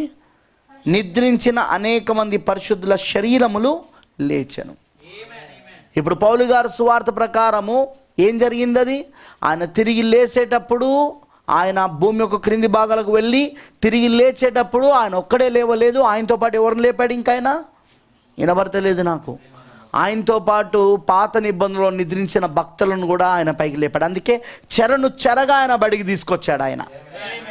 హల్లెలూయా. అర్థమైందా నేను చెప్పింది? చూడండి, ఇప్పుడు ఆయన పాతాళానికి వెళ్ళి 3 కార్యాలు చేశాడు ఆయన. మొదటిది మరణం యొక్కయు పాతాళ లోకం యొక్కయు తాళపు చేతులు వశపరుచుకున్నాడు. రెండవది నశించిపోయిన ఆత్మలకు ఆయన వెళ్ళి ప్రకటించాడు, సువార్త ప్రకటించాడు, సాక్ష్యం ఇచ్చాడు. మూడవది ఆయన పాత నిబంధన భక్తులు ఎవరైతే ఆయన కొరకు ఎదురు చూస్తున్నారో వాళ్ళందరికీ ఆయన వెళ్ళి సాక్ష్యం ఇచ్చి, వాళ్ళందరికీ వెళ్ళి ఆయన సువార్త చెప్పి, వాళ్ళు చెప్పిన వచనాలు ఎలా నెరవేర్పు జరిగాయో వాళ్ళకి సువార్త చెప్పి చెరను చెరగా వాళ్ళను బయటికి తీసుకొచ్చాడు ఆయన. అర్థమైన వాళ్ళందరూ రామని చెప్పండి. చెరను చెరగా వాళ్ళను బయట తీసుకొచ్చాడు. ఆమేనంటారా? మరి మీరు గమనించాల్సిన విషయం ఏంటిదంటే ప్రియులారా, ఇప్పుడు ఈ 3 విషయాలు మనము చాలా జాగ్రత్త ఉండాలి. ఇప్పుడు చూడండి, ప్రవక్త బ్రెన్హామ్ గారు చెప్పినట్టుగా నశించిపోయిన ఆత్మలకు సువార్త ప్రకటించడం, అది 3వ ఈడుపులో 3వ భాగం. అది మొదటి ఈడుపు స్వస్థత, అద్భుతాలు, ఆశ్చర్యకార్యాలు. వింటున్నారా? మొదటి ఈడుపు శరీరముతో సంబంధం కలుగున్నది, శరీరముతో వ్యవహరిస్తుంది, స్వస్థత. రెండవ ఈడుపు హృదయ రహస్యాలు బయలుపరచుట, ఆత్మతో అది వ్యవహరిస్తుంది. అది రెండవ ఈడుపు ఆత్మతో, స్పిరిట్. మూడవ ఈడుపు ప్రాణముతో. ఆమేనంటారా? మరి 3వ ఈడుపులో 3 కార్యాలు ఉన్నాయి. మొదటిగా వాక్యం తెరవబడుట, స్పోకెన్ వర్డ్, పలకబడిన మాట. వింటున్నారా? ఫస్ట్ పలకబడిన మాట 3వ ఈడుపులో. రెండవది అంటే పలకబడిన మాట ద్వారా సృజించబడుట. తెలుసు కదా మీకు, పలకబడిన మాట ద్వారా సృజించబడుట, పలకబడిన మాట పరిచయం వస్తుంది. రెండవది ముద్రలు తెరబడుట, వాక్యం తెరబడుట, ఓపెనింగ్ ఆఫ్ ద వర్డ్. మూడవది నశించిపోయిన ఆత్మలకు సువార్త ప్రకటించుట. 3వ ఈడుపు పరిచర్యలో జరిగేది ఇవి 3. ఆమేనంటారా? ఇప్పుడు యేసుక్రీస్తు యొక్క పరిచర్య కూడా ఈ 3 ఈడుపులతో ఉన్నది. ఆయన మొదటి ఈడుపుతో మొదలుపెట్టాడు పరిచర్య.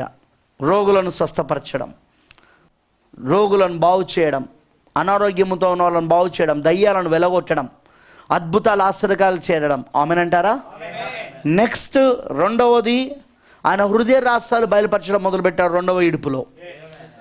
ఇక 3వ ఈడుపులో ఆయన ఏం చేశాడు? ఆయన మాటతో సృష్టిని సృజించడం మొదలుపెట్టాడు. ఆమేనంటారా? ఆయన మాటతో. ఆమేనంటారా? అర్థమవుతుందని చెప్పింది. ఆ 3వ ఈడుపులో తర్వాత ఆయన వాక్యాన్ని తెరవడం మొదలుపెట్టాడు. ఏది మత్తయి సువార్త 24వ అధ్యాయం 7 ముద్రలు బోధించాడా లేదా? ముద్రలు బోధించాడా లేదా? వాళ్ళకు వాక్యమును తెరవడం మొదలుపెట్టాడు ఆయన. ఆమేన్. ఓపెనింగ్ ఆఫ్ ద వర్డ్, వాక్యమును తెరవడం. మూడవది, అందులోనే 3వ ఈడుపులో 3వది, అదిగో ఆయన పాతాళానికి వెళ్ళి నశించిపోయిన ఆత్మలకు సువార్త ప్రకటించాడు ఆయన. ఆమేన్. అర్థమైంది అందరికీ? ఇప్పుడు ప్రవక్త బ్రెన్హామ్ గారు, విలియం బ్రెన్హామ్ గారి యొక్క జీవితంలో కూడా ఈ 3 ఈడుపుల పరిచర్య ఉంది. మొదటిగా ఆయన స్వస్థతతో మొదలైంది ఆయన పరిచర్య, మొదటి ఈడుపు పరిచర్య. ప్రవక్త బ్రెన్హామ్ గారి పరిచర్య మొదటి ఈడుపు పరిచర్యతో ప్రారంభమైంది. స్వస్థతలు, అద్భుతాలు, ఆశ్చర్యకార్యాలు. ఆ తర్వాత ఆయనకు దేవుడు హృదయ రహస్యాలు బయలుపరచడం మొదలుపెట్టాడు. సో హృదయ రహస్యాలు బయలుపరచబడడం మొదలైంది. ఆమేనంటారా? 2వ ఈడుపు పరిచర్య. ఇక 3వ ఈడుపు పరిచర్య ఆయన తన పలకబడిన మాట ద్వారా సృజించబడడం మొదలైంది. ఉడతలు కలగడం తెలుసు కదా మీకు. ఎందుకంటే పలకబడిన మాట పరిచర్యలో కూడా 5 ఉన్నాయి. పలకబడిన మాట యొక్క పరిచర్యలో కూడా ఎన్ని ఉన్నాయంటే 5 ఉన్నాయి. యేసు వైపు తిరుగుట అనే వర్తమానంలో చెప్తాడు ప్రవక్త. యేసు వైపు తిరుగుట అనే వర్తమానంలో ఆ 5 గురించి మాట్లాడతాడు ఆయన. 3వ ఈడుపులోని ఆ పలకబడిన మాట ద్వారా జరిగే కార్యాలు. మొదటిది మనకు తెలుసు, ఉడతలు సృజించబడము. రెండవది చనిపోయిన చేప తిరిగి పునరుద్ధానం పొందుకోవడం, చచ్చిపోయిన చేప. అవునా? మూడవది సృష్టిని కంట్రోల్ చేయడం. ఎలాగో పలకబడిన మాట ద్వారా. ఏది? కొలరాడో దగ్గర వచ్చిన ఆ మంచు తుఫానును ఆపివేయడం. అవునా? వింటున్నారా? నాలుగవది మరి సిస్టర్ మీడా బ్రెన్హామ్, ఆమెకు ఉన్న ఆ యొక్క కంతి పలకబడిన మాట ద్వారా పూర్తిగా వెళ్ళిపోవడం, స్వస్థత పొందుకోవడం. 5వది సిస్టర్ హెట్టి రైట్. సోదరు హెచ్చి రైట్, ఒక ఇద్దరు కుమారులు పలకబడిన మాట ద్వారా తిరిగి జన్మించబడడం. పలకబడిన మాటలో ఈ 5 ఉన్నాయి. ఉంటున్నారా? నేను చెప్పేది విన్నారా? ఆ తర్వాత రెండవది ఏంటిది? 3వ ఇడుపులో అంటే అది వాక్యం తెరబడుట, ఓపెనింగ్ ఆఫ్ ద సీల్స్, ముద్రలు తెరబడుట. ఆమెన్ అంటారా? వాక్యం తెరబడడం. ఆమెన్. ఇక 3వది ఏంటిదంటే నశించిపోయిన ఆత్మలకు సువార్త ప్రకటించడం. ఇది విలియం బ్రెన్హామ్ గారి పరిచర్యలో కూడా జరిగింది ఇది. ఆమెన్. చూడండి, ఇప్పుడు చెరలో ఉన్న ఆత్మలనే మెసేజ్లో ప్రవక్త గారు చెప్తున్నాడు, నోవాహుకి 3 ఇడుపుల పరిచర్య ఇవ్వబడింది, మోషేకి 3 ఇడుపుల పరిచర్య ఇవ్వబడింది, అదేవిధంగా యేసుక్రీస్తుకు కూడా ఈ 3 ఇడుపుల పరిచర్య ఇవ్వబడింది. ఇప్పుడు విలియం బ్రెన్హామ్ గారికి కూడా ఈ 3 ఇడుపుల పరిచర్య ఇవ్వబడింది. వధువు ఇప్పుడు ఈ 3 ఇడుపుల పరిచర్యలో ఉన్నది. ఇప్పుడు పెళ్లి కుమార్తె కూడా ఇప్పుడు ఈ 3 ఇడుపుల పరిచర్యలో ఉన్నది ఇప్పుడు. ఆమెన్ అంటారా? మరి ఇప్పుడు మనం గమనించాల్సిన విషయం ఏంటిదంటే, యేసుక్రీస్తు పునరుద్ధానుడై తిరిగి లేచినప్పుడు, ఆయన లేచేటప్పుడు ఇప్పుడు ఆయన చెరలో ఉన్న ఆత్మలను కూడా, ఏది రక్షించబడిన ఆత్మలను కూడా తిరిగి లేపాడు ఆయన. ఆ తర్వాత 40 రోజులు వాళ్ళు ఇక్కడ కనబడ్డారు. మనం చూసాం కదా, ఇక్కడ చదివినాం కదా, మత్తయి సువార్త 27వ అధ్యాయంలో వారు అనేకులకు అగుపడడం ఉంది. 40 రోజులు కనబడ్డాక ఆ తర్వాత ఆయనతో పాటు వాళ్ళు కూడా ఆరోహణమై వెళ్ళిపోయారు 6th డైమెన్షన్కి. 6వ పరిమాణమే పరదేశై ఉన్నది. తిరిగి వాళ్ళు పరదేశకి వెళ్ళిపోయారు వాళ్ళు. హల్లెలూయా, పారడైజ్. వింటున్నారా? ఆ తర్వాత 7వ పరిమాణమే పరలోకమై ఉన్నది. సింహాసనము పైన ఆయన కూర్చొని ఉన్నాడు ఆయన. ఆమెన్ అంటారా? సింహాసనం పైన ఆయన కూర్చొని ఉన్నాడు. అది 7వ పరిమాణం అది. ఆమెన్. సో ఇప్పుడు యేసుక్రీస్తు అన్ని పరిమాణములను తాకాడా లేదా? అన్ని పరిమాణములను. Is a perfect man. ఆయన పరిపూర్ణమైన మనుష్యుడు. ఆయన అదే సమయంలో ఆయన పరిపూర్ణమైన దేవుడు కూడా. అలానే ఈరోజు మనము కూడా ఆ పరిపూర్ణతలోనికి వచ్చినప్పుడు ఇలా అన్ని పరిమాణములను మనం కూడా తాకగలుగుతాం. వింటున్నారా? ఎస్, ఈ అన్ని పరిమాణం మనం కూడా తాకగలుగుతాం. ఆ పరిపూర్ణమైన స్వరూపంలోనికి వచ్చినప్పుడు, ఆ పరిపూర్ణమైన మానవుని స్వరూపంలోనికి, ఆ మనుషుని స్వరూపంలోనికి మనం వచ్చినప్పుడు, యేసుక్రీస్తు వలె మనం కూడా మారినప్పుడు ఖచ్చితంగా మనం కూడా ఇవన్నీ తాకగలుగుతాం మనం. ఆమెన్ అంటారా? మరి ప్రవక్త బ్రెన్హామ్ గారు మనకు ఉదాహరణ. మన కాలానికి మొదటి ఫలం ఎవరంటే ప్రవక్త బ్రెన్హామ్ గారు. ఎందుకంటే ఆయన అన్ని పరిమాణములను తాకాడు. ఆయన మొదటి 3 పరిమాణాలలో జీవించాడు. ఆయన 4వ పరిమాణం హృదయ రహస్యాలు బయలుపరచగలిగాడు. జరిగిన విషయాలు చెప్పగలిగాడు చాలామంది జీవితాలలో. ఆమెన్ అంటారా? ఆమెన్ అంటారా? తర్వాత ఆయన పాతాళానికి కూడా వెళ్ళాడు 5వ పరిమాణానికి. వింటున్నారా? తర్వాత ఆయన పరదేశకు కూడా వెళ్ళాడు. ఆమెన్ అంటారా? ఆయన పరదేశ్ కూడా వెళ్ళొచ్చాడు. పరలోకమును ఎన్నోసార్లు చూశాడు ఆయన. ఎందుకంటే దేవుని కుడి చేతిలో ఉన్న నక్షత్రాలు, ఆ 7 నక్షత్రాలలో 7వ నక్షత్రం ఎవరో కాదు కానీ ఈయననే ఆయన. ఆమెన్ అంటారా? అర్థమైన వాళ్ళందరూ ఆమెన్ చెప్పండి. అంతేకాదు, ఆ పరలోకం సంబంధించిన దర్శనాలన్నీ యోహానికి ప్రకటన గ్రంథంలో చూపించింది ఎవరంటే ఈయన. ఆమేన్, హల్లెలూయా. చూడండి, ఇప్పుడు నేను ప్రవక్త బ్రెన్హామ్ గారి 2 దర్శనాలు మాట్లాడాలనుకుంటున్నాను. ఒకటి ఆయన పాతాళపు దర్శనము, రెండవది ఆయన చెప్పిన పరదేశపు దర్శనం. ఇప్పుడు నేను దాని గురించి ఎందుకు మాట్లాడాలని అనుకుంటున్నానంటే, చూడండి, ఈయన మన కాలంలో మొదటి ఫలం. ప్రవక్త బ్రెన్హామ్ గారు మొదటి ఫలం. యేసుక్రీస్తు తర్వాత మొదటిగా ఆ ఫలమును పొందుకున్నది ఎవరంటే ప్రవక్త బ్రెన్హామ్ గారు. ప్రథమ ఫలం అన్నమాట. వింటున్నారా?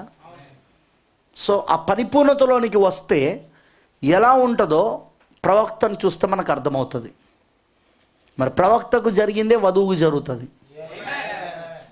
ఎందుకంటే ప్రవక్త ఎప్పుడు కూడా వధువుకి సూచనగా ఉన్నాడు. హల్లెలూయా. ఇప్పుడు చెరలో ఉన్న ఆత్మలు అనే మెసేజ్లోకి వెళ్దాం. మనము చెరలో ఉన్న ఆత్మలు అనే వర్తమానంలోనికి వెళ్దాం.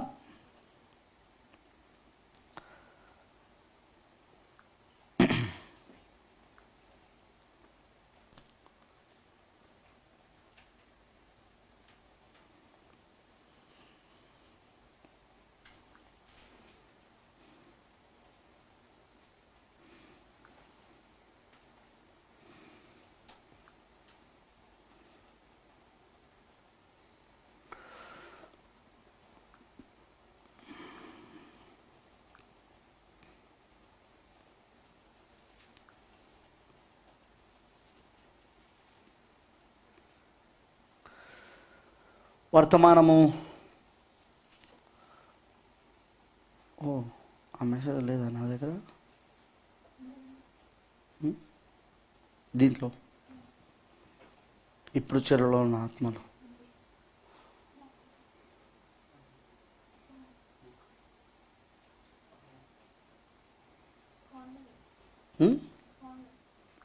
లేదా హబ్లో ఉందా?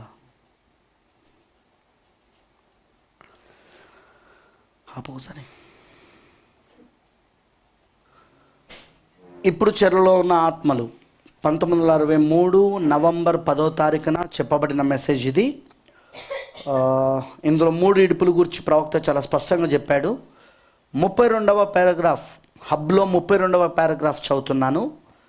ఒకసారి నేను వేటాడుటకు వెళ్ళుచుంటిని, వేటాడుట యందు నాకు ప్రీతి గల 2వ స్వభావము నా యందుండెను.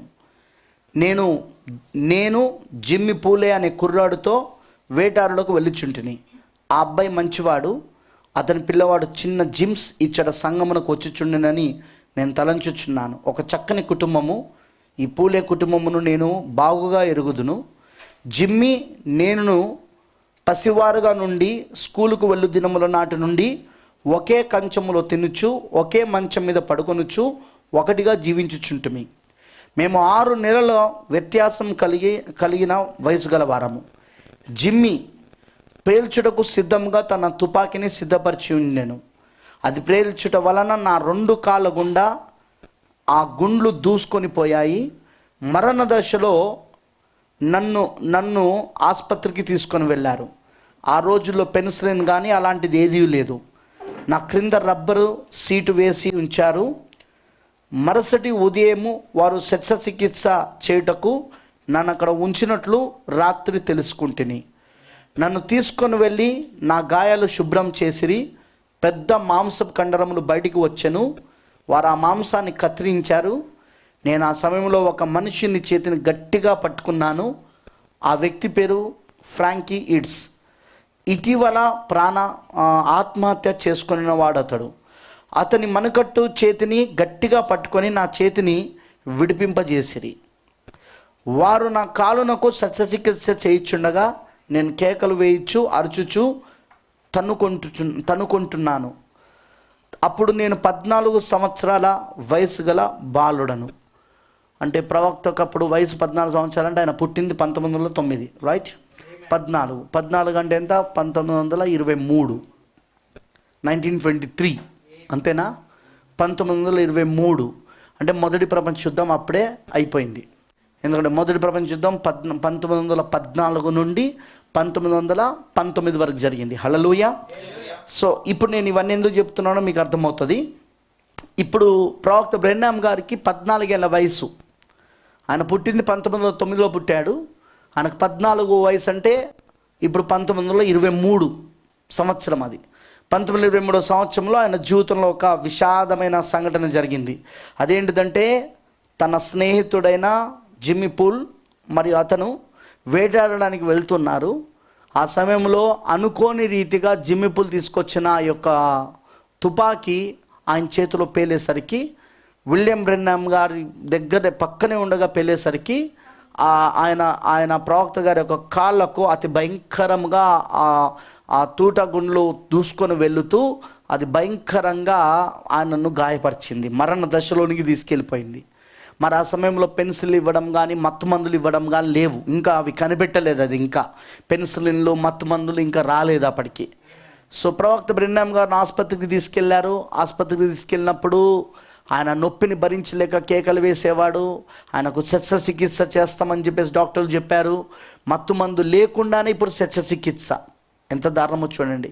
ఆ మాంసమునంతా, అప్పటికే బయటకు వచ్చిన మాంసం ముద్దనంతా కట్ చేశారు వాళ్ళు. మరి దాన్ని అంతా ఇప్పుడు వాళ్ళు సరిచేసి ఏం చేయాలంటే వాళ్ళు మళ్ళీ కుట్లు వేయాలి. అది కూడా ఎలాంటి మత్తు మందు లేకుండా, అనెస్థీషియా లేకుండా. ఎందుకంటే ఇంకా అప్పటికి అనెస్థీషియాది ఇంకా రాలేదు అప్పటికి. వింటున్నారా?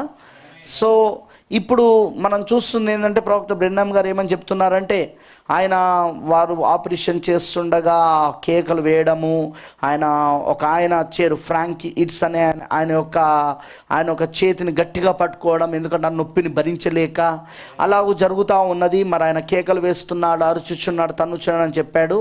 అప్పుడు ఆయన వయసు 14 సంవత్సరాల వయసు గల బాలుడు అని చెప్పాడు.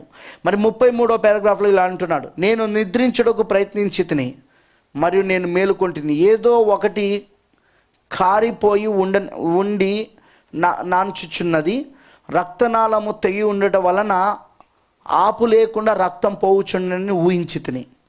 వారు ఎక్స్రే తీసి చూశారు, అది మంచి రక్తనాళమునకు ఇరుప్రక్కల గీచుకొని గాయపడుట వలన రక్తం ఆగకుండా ప్రవహించుచున్నదని వారు చెప్పిరి. అప్పుడు నేను ఇవి నా ఆఖరి క్షణాలు కావచ్చని అనుకున్నాను. ఆ విధముగా నా చేతులు పైకెత్తి క్రిందికి దించుతూ రక్తం ధారపాతంగా కారిపోతుంది. నా స్వరక్తమందు నేను పరుండి ఉన్నాను. అప్పుడు నేను గంట మ్రోగించి పిలవగా నర్సు లోపలికి వచ్చినది. వేరే ఏ మార్గములు లేక బట్టలతో ఆ రక్తమును అద్దినది. ఆ రక్తం కారడం అనేది ఆపాలంటే అప్పుడు ఆ సమయంలో వేరే ఏ మార్గం లేదు, ఒకటే కారుతున్న రక్తాన్ని బట్టతో తుడవడమేగా. ఆ మరుసటి ఉదయమున ఆ బలహీన స్థితిలో నుండినప్పుడు వారు నాకు ఆపరేషన్ చేశారు. ఆ దినములలో రక్తం ఎక్కించు విధానం లేకుండానని మీరు ఎరుగుదురు. ఈవెన్ బ్లడ్ ట్రాన్స్ఫ్యూషన్ కూడా లేదు, అంటే రక్తం ఎక్కించేది కూడా లేదు. ఒకవేళ రక్తం పోతే ఆ మనిషికి ఇంక అంతే ఇక అతని పని అనమాట. ఎందుకంటే మొదటి ప్రపంచ యుద్ధం అప్పుడే అయిపోయింది. మీకు అర్థమవుతుందా? మరి మొదటి ప్రపంచ యుద్ధం అప్పుడే అయిపోయింది, అప్పుడే సైన్స్ డెవలప్ ప్రారంభం అవుతున్నదిగా. సో వారు నాకు శస్త్రచికిత్స చేసిరి, వారు నాకు మత్తునిచ్చిరి. వారు అధికముగా నాకు మత్తునిచ్చుటలో వారు నన్ను లేపవలసిన అవసరం లేదని తలంచారు. అయితే 8 గంటల పిమ్మట ఆ మత్తు నుండి నేను మేలుకొంటిని. మత్తు ఇచ్చేది ఉన్నది. ఆ సమయంలో మత్తు ఇచ్చారని ఇక్కడ ప్రవక్త చెప్తున్నాడు. ఆపరేషన్ చేసేటప్పుడు ఆ మత్తు నుండి నేను మేలుకొంటిని. వారు నాకు మత్తును అధికముగా ఇచ్చిరి. వారు అనుకున్నారు నేను లేచుట లేదు, వారు నన్ను లేపలేకపోయారు. ఆసుపత్రిలో నా ప్రక్కన శ్రీమతి రోడార్ నిలబడి ఉంటే నాకు జ్ఞాపకం ఉన్నది. ఎన్నడూ నేను ఆమెను మరవలేను. ఏమి జరిగినను పర్వాలేదు, నేను ఎన్నటికీ ఆమెను మరవలేను. ఆ రోజులలో ఆమె యవనురాలు. ఆమె భర్త కారులు తయారు చేయు కంపెనీలో సూపరింటెండెంట్గా ఉన్నారు. నా హాస్పిటల్ బిల్లును వాళ్ళే చెల్లించారు. మా ఇంట్లో తినడుకు తిండి కూడా లేని రోజులవి. ఆ సమయంలో కొన్ని $100 ఖర్చును మేము ఎట్లు భరించగలం? అయితే ఆమె తన సంఘ సహకారం వలన కుక్లాక్స్ క్లాన్ అనువారు నా ఆసుపత్రి బిల్లును కట్టిరి. వారు నా పట్ల చేస్తున్న దాన్ని ఎన్నడూ మరవజాలను. డాక్టర్ రీడరు వారు ఆ మొత్తం చెల్లించారు. ఆయన ఇంకా జీవించే ఉన్నారు. ఆయన పోర్ట్ విల్లాలో ఉంటున్నారు అనుకుంటున్నాను. ఆయన ఈ కథను మీకు చెప్పును. నేను మరణించుచున్నానని వారు తలంచిరి. ఆ మత్తు విరిగిన తర్వాత నాకేదో అనుభూతి కలిగినది. అది దర్శనమని నేను నమ్ముచున్నాను, ఎందుకంటే నేను ఎంతో బలహీనముగా ఉన్నాను. ఆమె ఏడుస్తూ ఉన్నది. నేను కళ్ళు తెరిచేసరికి ఆమె మాటలు వినిపించాయి. ఆ వెంటనే నేను నిద్రపోయాను. మధ్యలో 2-3 సార్లు మేలుకొన్నాను. 7 నెలల తర్వాత నేను మరలా డాక్టర్ వద్దకు వెళ్ళాను. నా 2 కాళ్ళు బాగా వాచిపోయి నా రక్తం విషపూరితమైపోయింది కనుక 2 కాళ్ళు తీసివేయాలని చెప్పారు. నేను చాలా గట్టిగా పట్టాను. డాక్టర్ ఎరల్ అను వైద్యులు చివరికి నాకు ఆపరేషన్ చేసి ఆ విషయాన్ని కలిగించు భాగాన్ని విజయవంతంగా తీసివేశారు. దేవుని దేవాలన నాకు చక్కగా కాళ్ళు దేవుడిచ్చాడు. కానీ నాకు ఆఖరిగా కలిగిన దర్శనమందు నేను మొదటి దర్శనంలో పరవశుడై ఉండగా సర్వసాధారణంగా నేను పాతాళంలో ఉండినట్లు తలంచితిని. అస్వస్థురాలకు ఒక ఆమె సోదరు బ్రెన్హామ్ గారు ప్రార్థించుచున్నారు, సంపాదకులు. మంచిది. అక్కడున్న వాళ్ళెవరెవరో ఆమెపై చేతులు ఉంచండి, ప్రార్థించుదాం అని చెప్పేసి ప్రవక్త ప్రార్థిస్తున్నాడు.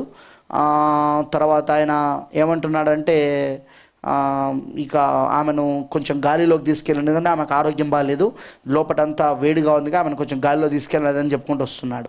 39వ పారాగ్రాఫ్లో అంటున్నాడు, ఇప్పుడు ఈ సమయంలో నేను ఈ జీవితంలో నుండి శ్రమంలోనికి వెళ్ళిపోయినట్లుగా తలంచుచున్నాను. ఆ తర్వాత 7 నెలలకు కామ్ కౌంటీ మెమోరియల్ ఆసుపత్రిలో 2వ ఆపరేషన్ జరిగినది. మరో దర్శనం చూశాను. ఒక పెద్ద బంగారు శిలువ ఆకాశంలో కనబడింది. ఆ శిలువ నుండి దైవ మహిమ ప్రవహిస్తుంది. నేను చేతిలో నిలబడి ఉండగా ఆ మహిమ నా గుండెలోనికి ప్రవహించినది. మరి దర్శనం నన్ను విడిచిపోయింది. నేను పశ్చిమ దిశ యందు నిలబడ్డాను. ఆ దర్శనం వచ్చిన సమయంలో నా తండ్రి నా ప్రక్క నిలబడి నా వైపు చూస్తున్నాడు. నన్ను ఈ సంవత్సరములంతటను ఎరిగిన నేను పశ్చిమ దిశకు వెళ్ళగోరుచున్నానని ఎరుగుదును. ఇది ఇక ప్రవక్త చెప్పుకుంటా వస్తున్నాడు.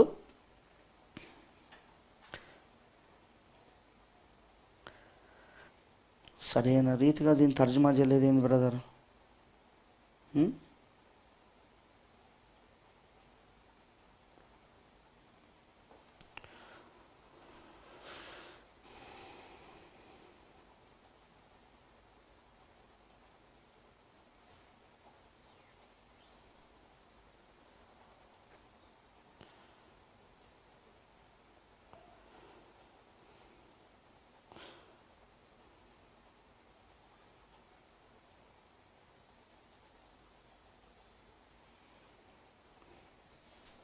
ఆ దర్శనమే లేదుగా ఇక్కడ. ఉందా? విచిత్రంగా ఉంది ఇది. ఇక నేను ఇంగ్లీషే చదువుతా, ఇదంత వద్దులే కానీ ఈ తలనొప్పి అంత వద్దు.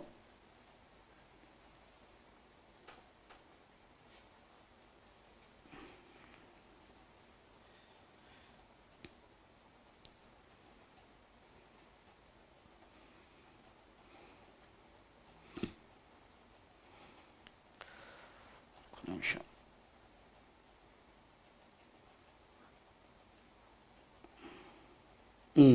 సారీ, 80వ పారాగ్రాఫ్ 80వ పారాగ్రాఫ్ని చదువుదాము. ప్రవక్త ఇదంతా కొన్ని విషయాలు చెప్పుకుంటూ వస్తున్నాడు. ఆ సమయంలో జరిగిన దర్శనం గురించి చెప్తున్నాడు.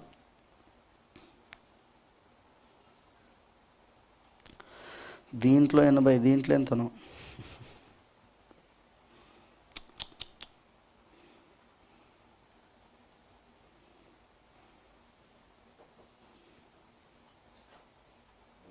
హబ్లో ఆ దర్శనము కలిగినప్పుడు 45వ పారాగ్రాఫ్. ఇప్పుడు చెరలో ఉన్న ఆత్మలు. ఆ దర్శనం కలిగినప్పుడు నేను ఎంతో బలహీనమైతిని, మరియు నాలోని రక్తమంతయు అంతమొందెను, మరి నేను అంతము లేని నిత్యత్వంలోనికి వెళ్ళిపోవచ్చునా? అంతము లేని నిత్యత్వం కాదు,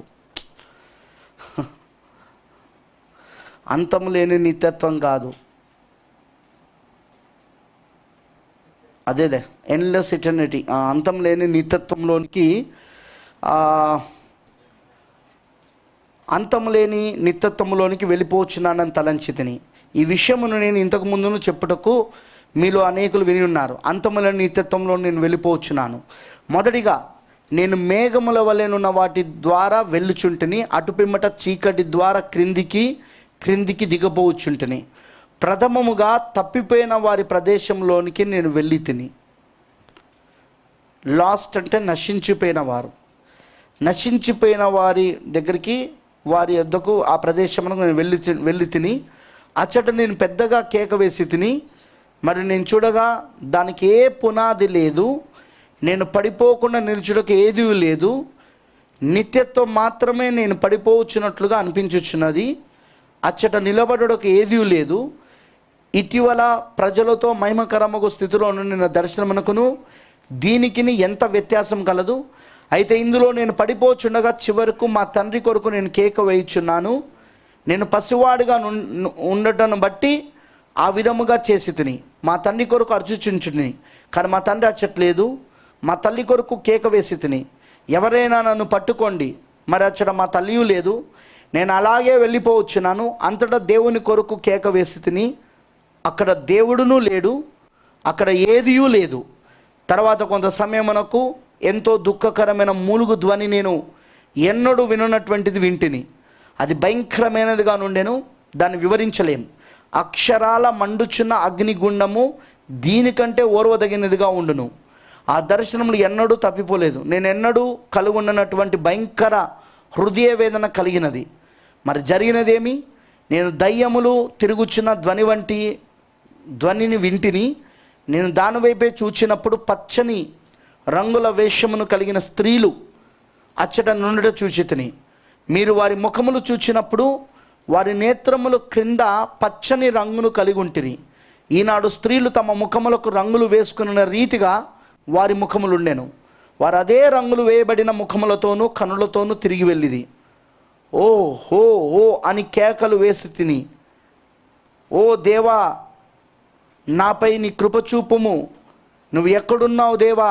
నువ్వు నన్ను ఇక్కడ నుండి తిరిగి వెళ్ళనిచ్చిన ఎడల మంచి పిల్లవాడిగా నేను వందునని ప్రమాణం చేయుచున్నానని వేడుకొనుచుంటిని. అది మాత్రమే నేను చెప్పగలిగి తిని. దేవుడు ఎరుగును, న్యాయ తీర్పు దినమందు ఏది నేను మీతో చెప్పితినో దాని విషయంలో ఆయన నాకు తీర్పు తీర్చును. ప్రభు అయిన దేవా, తిరిగి నన్ను వెళ్ళనిచ్చిన నేను మంచి పిల్లవాడుగా నుండనని నేను మీకు ప్రమాణం చేయుచున్నానని నేను అది మాత్రమే చెప్పి తిని. నేను తుపాకీ దెబ్బ తినినప్పుడు అబద్ధములనే చెప్పుచుంటిని. మరి ఏవి చేయవలసి ఉన్న వలనో దగ్గరగా అవన్నీ నేను చేసి తిని. నేను చెప్పవలసినది ఒకటే మాత్రం గలదు. ఇక్కడ ఉన్నప్పుడే నేను దాని అంతటిని నేను సరిగా చెక్కబెట్టవలసి ఉన్నది. నేను క్రిందికి చూడగా నేను 2 ముక్కలు ఎగరగొట్టబడినట్లుగా ఉంటుంది. దేవా, నాపై కృప చూపుము. నేనెన్నడూనూ వ్యభిచరించలేదు, నన్ను నువ్వు ఎరుగుదువు అని నేను చెప్పుచుంటిని. ఆయన క్షమాపణను మరి ఏది రాకమునిపే నేనెన్నడూ వ్యభిచరించలేదని మాత్రం నేను చెప్పగలుగుచుంటిని. వారు నన్ను అక్కడ నుండి తీసుకొని వెళ్ళిరి. అక్కడ దేవా, నన్ను కరుణించుము, నువ్వు నన్ను తిరిగి వెళ్ళనిచ్చిన ఎడల మంచి పిల్లవానిగా ఉంటానని నేను అరుచుచుంటిని. ఏలనగా ఎక్కడనో దేవుడు ఉన్నాడని నేను ఎరుగుచున్నాను. నన్ను చుట్టుకొని ఉన్న భయంకరమగు అలసిపోయి ఉన్న ప్రాణుల నుండి విడిపింపబడినట్లు సహాయం చేయము. నూతనముగా ఇందు ప్రవేశించేవాడినైతిని. అక్కడ భయంకర మరియు వికృత నాస్తికత్వముతోనూ చూచుటకు కనుగురుడ్లు పెద్దగా చేయబడిన పెద్ద నేత్రములు కలిగి తిరిగి పిల్లిని పోలి మరలిపోవుచుండెను. మరి పచ్చని రంగుల వేషము కలిగిన వాటితో కొరుకుడు పుండు కలిగిన వాటి వలె ఏదో కలిగిన వారైపోవుచుండిది. హో హో హో, అది ఎటువంటి అనుభూతి! పిమ్మట ఒక్క రెప్పపాటు సమయంలో నేను తిరిగి స్వాభావిక జీవితమునకు వచ్చి తిని. ఆ విషయంలో నన్ను బాధ పెట్టినది ఏదైనా కానిము. అటువంటి స్థలమునకు నేను ఎన్నడూనూ పోటుకి ఇష్టపడను. ఏ మానవుడు అలాంటి స్థలమునకు వెళ్ళకూడదు. 7 నెలల తర్వాత పశ్చిమం వైపు ముఖము త్రిప్పి నిలబడినట్లుగా దర్శనం చూచి తిని. బంగారపు శిలవ నా వైపు వచ్చుట చూచి తిని. ఎక్కడునో నశించిపోవు వారి ప్రదేశములను నేను ఎరిగి తిని. ప్రవక్త బ్రెన్హామ్ గారు చెప్తున్నది ఏంటిదంటే, ఇక్కడ ఆయన పాతాళంలోకి వెళ్ళినప్పుడు కలిగిన దర్శనం గురించి ఆయన మాట్లాడుతున్నాడు. ఆ దర్శనం గురించి ఆయన మాట్లాడుతున్నాడు. ఆయన పాతాళంలోకి వెళ్ళినప్పుడు అక్కడ జరిగిన దర్శనం ఏంటో చూస్తాడు. ఆయన అడుగులేని అగాధంలోకి వెళ్ళానని, దానికి అడుగు లేదని, నిలబడడానికి అడుగు లేదని చెప్తున్నాడా లేదా? సో నిలబడడానికి కూడా అడుగులేని ఆ స్థలములోనికి నేను వెళ్ళానని ప్రవక్త చెప్తున్నాడు. మరి ఆయన అక్కడికి వెళ్ళినప్పుడు ఆయన కలిగిన దర్శనం ఏంటిదంటే, ఆ ముఖమునకు రంగులు పూసుకొని ఉన్న స్త్రీలు ఆయనకు అక్కడ కనబడ్డారు. పెయింటెడ్ దేర్ ఐస్, వారి యొక్క కనులు ఈ రోజులలో వేసుకుంటారు చూడండి. కళ్ళకి వేసుకుంటున్నారుగా, తెలుసుగా మీకు. కన్ను రెప్పల పైన ఆ బ్లూ కలర్ స్టఫ్ వేసుకుంటారు చూడండి, ఆకుపచ్చ బ్లూది. అలాగూ వేసుకున్న స్త్రీలు అక్కడ కనబడ్డారు. అంతేకాకుండా ఆయనకు అక్కడ వాళ్ళు అరవడం, వాళ్ళు అరుస్తూ ఉన్నారు. ఊ ఊ అని చెప్పేసి వాళ్ళు అరుస్తూ ఉన్నారు, వాళ్ళు కేకలు వేస్తూ ఉన్నారు, వాళ్ళు అక్కడ యాతన పెట్టబడుచున్నారు వాళ్ళు. మరియు ఆ అడుగులేని అగాధంలోనికి ప్రవక్త కూడా దిగిపోయినట్లుగా ఆయనకు అనుభవం వచ్చింది. హల్లెలూయా. ఆయన ఆగడం లేదు. ఆయన అక్కడ నిలబడడానికి ఎలాంటి పునాది లేదంటున్నాడు. ఆయన అడుగులేని అగాధముగా ఉన్నది, ఎక్కడికో ఆయన వెళ్ళిపోతున్నట్లు ఆయనకు అనిపిస్తూ ఉన్నది. మరి ఆయన అలాంటి అడుగులేని అగాధములోనికి వెళ్ళినప్పుడు మరి ఆ ఆత్మలకు, నశించిపోయిన ఆత్మను కూడా ఆయన చూశాడు. హల్లెలూయా. ఇది ఆయనకి ఎప్పుడు కలిగిందంటే 14 ఏళ్ళ వయసులో ఉన్నప్పుడు జరిగింది. అది 14 ఏళ్ళ వయసులో ఉన్నప్పుడు ఆయనకు జరిగింది. వింటున్నారా? ఇప్పుడు 14 ఏళ్ళ వయసులో ఉన్నప్పుడు ప్రవక్తకు జరిగిన ఇదే విషయము బాగా వినండి. మళ్ళీ 7 నెలల తర్వాత మళ్ళీ ప్రవక్తకు ఆపరేషన్ జరిగింది రెండవసారి అదే కాళ్ళకు. ఎందుకంటే కాళ్ళు వాపెక్కి మొత్తము విషముగా మారిపోయినాయి, మొత్తం లోపల రక్తం అంతా విషముగా మారిపోయి ఇన్ఫెక్షన్ అంతా కాళ్ళకు పాకిపోయింది. డాక్టర్ల సలహా ఏముండేనంటే 2 కాళ్ళు తీసేయాలి, అట్లయితేనే ఈ వ్యక్తి బ్రతుకుతాడని. కానీ విలియం బ్రెన్హామ్ గారు ఒప్పుకోలేదు. ఆ వయసులో ఆయన ఒప్పుకోలేదు. నా 2 కాళ్ళు ఎట్టి పరిస్థితుల్లో మీరు తీసేయొద్దు, మీరు ఆపరేషన్ చేయండి అని ఆయన పట్టుబట్టాడు. వాళ్ళు మళ్ళీ ఆపరేషన్ చేశారు. 2 డాక్టర్లు ఆపరేషన్ చేశారని మనం చదివినాం అక్కడ.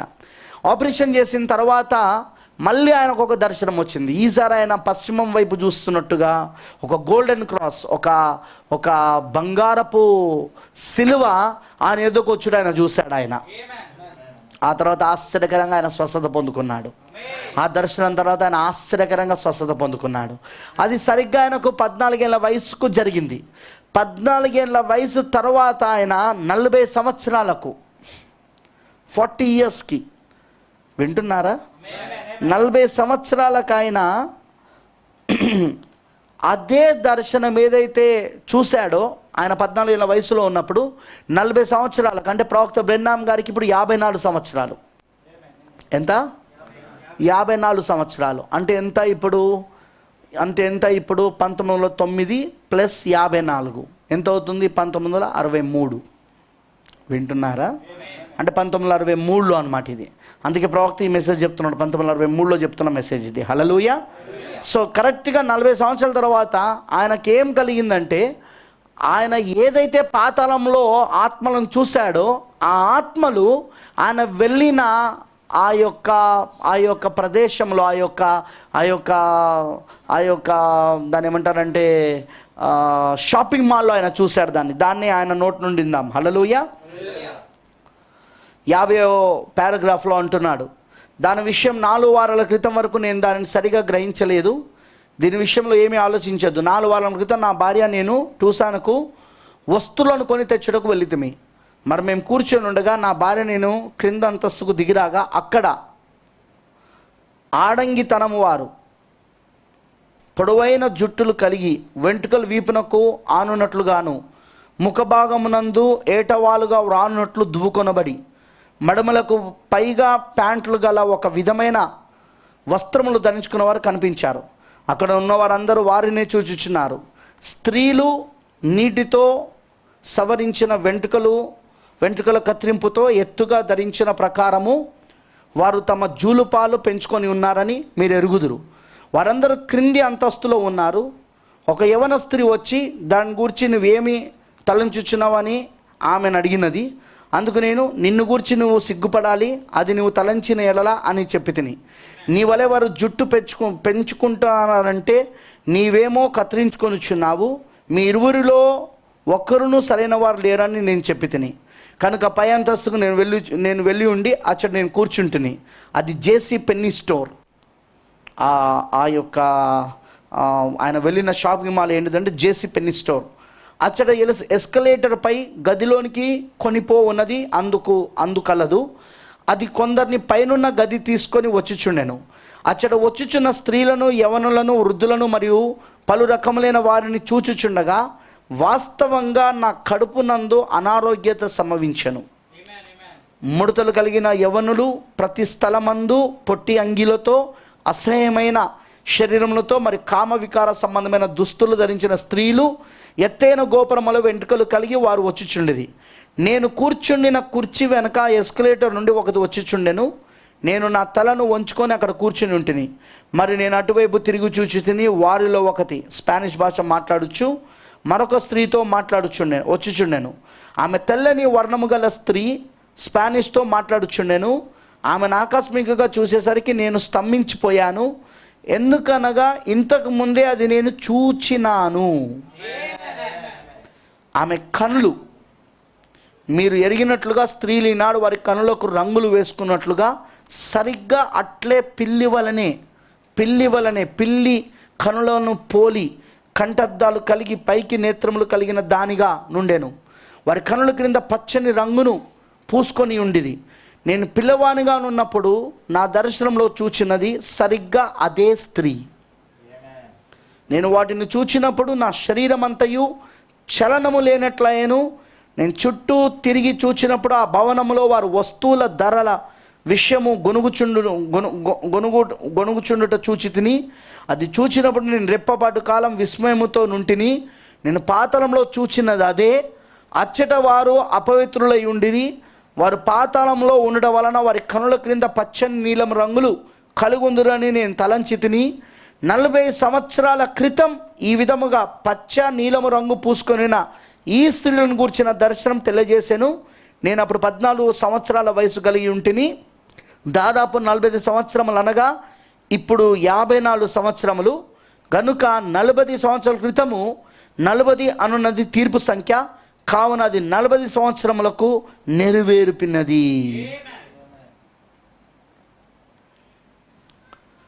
ఎగ్జాక్ట్గా 40 ఇయర్స్కి ప్రవక్తకు 14 సంవత్సరాల వయసులో ఉన్నప్పుడు 1923లో ప్రవక్తకు వచ్చింది ఆ దర్శనం. ఆయన పాతాళానికి వెళ్ళినప్పుడు చూశాడు దాన్ని.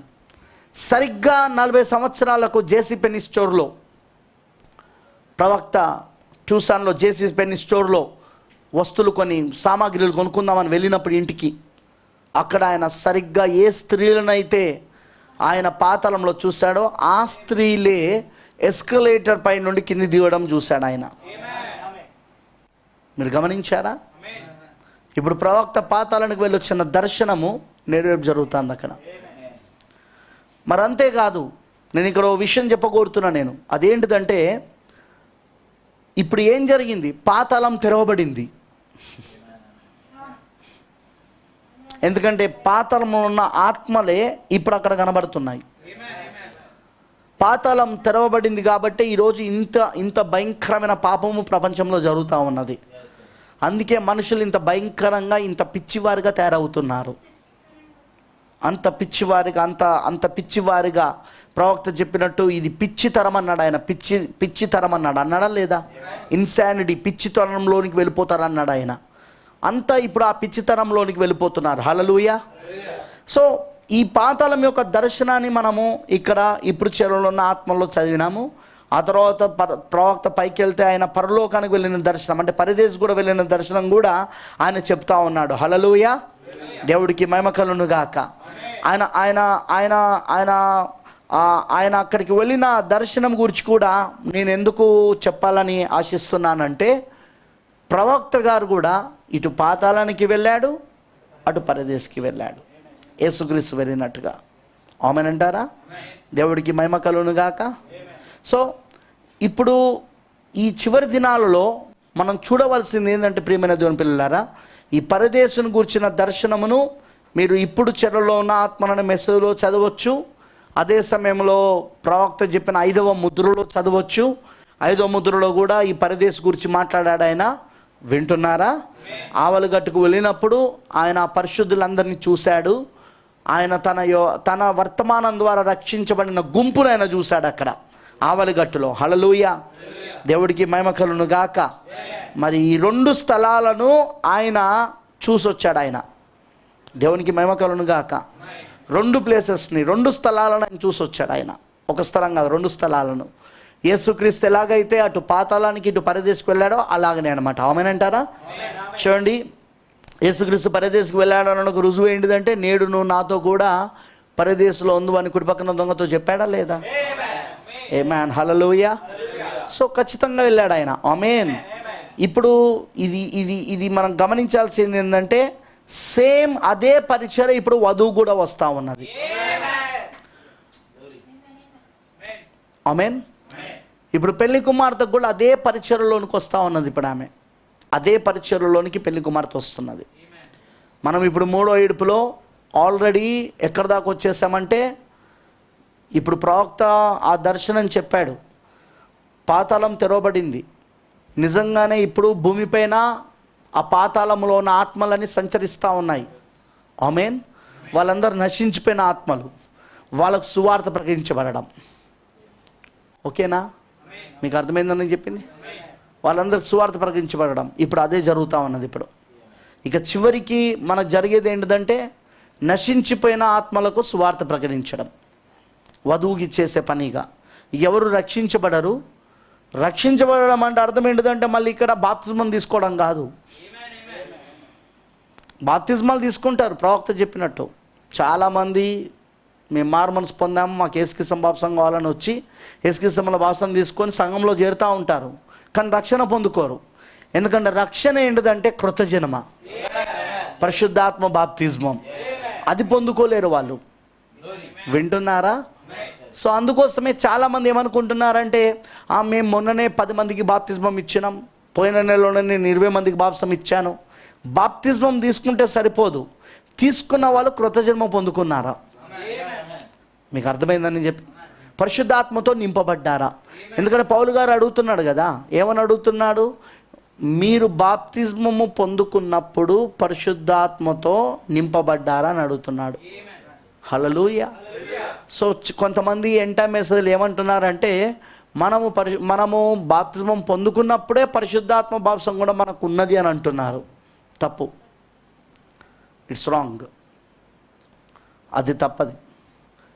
మీరు నమ్మినప్పటి నుండి పరిశుద్ధాత్మ బాప్తిజమును పొందుకొనిరా అని పౌలు గారు అడుగుతున్నాడు. ఎప్పుడైనా గుర్తుంచుకోనండి, నీటి బాప్తిజమానికి పరిశుద్ధాత్మ బాప్తిజమానికి సంబంధం లేదు. ఎందుకంటే నీటి మూలముగాను ఆత్మ మూలముగాను అన్నాడు ఆయన, కానీ నీటి మూలంగా మాత్రమే చెప్పలేదు ఆయన. సో ఇప్పుడు నీటి మూలంగా జన్మించుట, ఆత్మ మూలంగా జన్మించుట, ఈ రెండు వేరు వేరు కార్యాలు ఇవి. మీకు అర్థమైందని చెప్పింది. సో కొంతమంది కన్ఫ్యూజన్లో ఉన్నారు. కొంతమంది అదేంటిదంటే పరిశుద్ధాత్మ ఒప్పిస్తేనే కదా మనం పాపాలు ఒప్పుకొని పశ్చాత్తాపడి యేసుక్రీస్తు నామములో బాప్తిసం తీసుకున్నది. ప్రవక్త చెప్పాడు.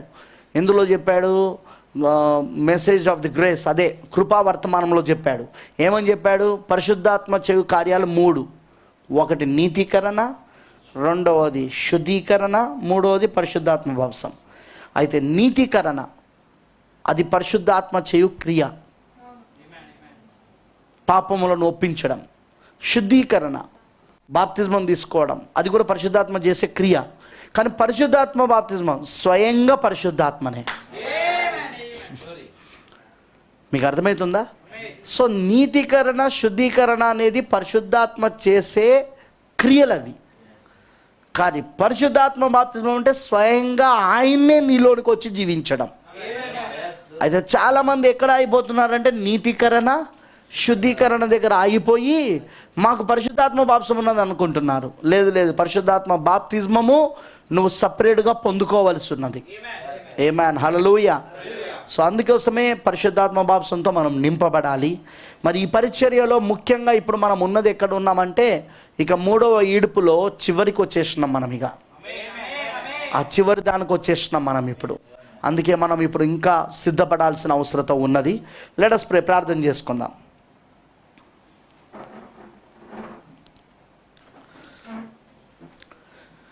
పరిశుద్ధుడా, సర్వశక్తిమంతుడా, కృపామయుడైన దేవానికి స్తోత్రములు తండ్రి.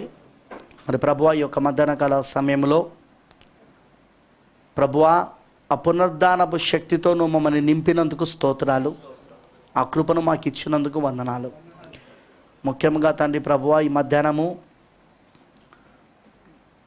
మేము ఎంతో దీవించబడిన వాళ్ళం. ఎందుకంటే ప్రపంచము ఈస్టర్ని ఇంకా ప్రభువా ఆ 2000 సంవత్సరాల క్రితం ఉన్న దానిని చేస్తున్నారు.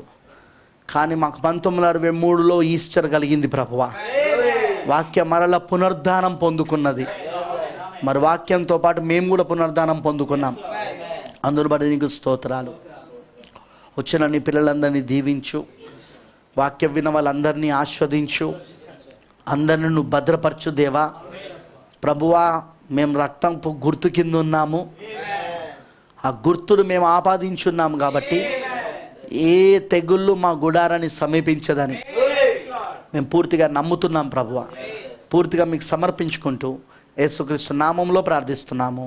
ఆమేన్. విలియం, అది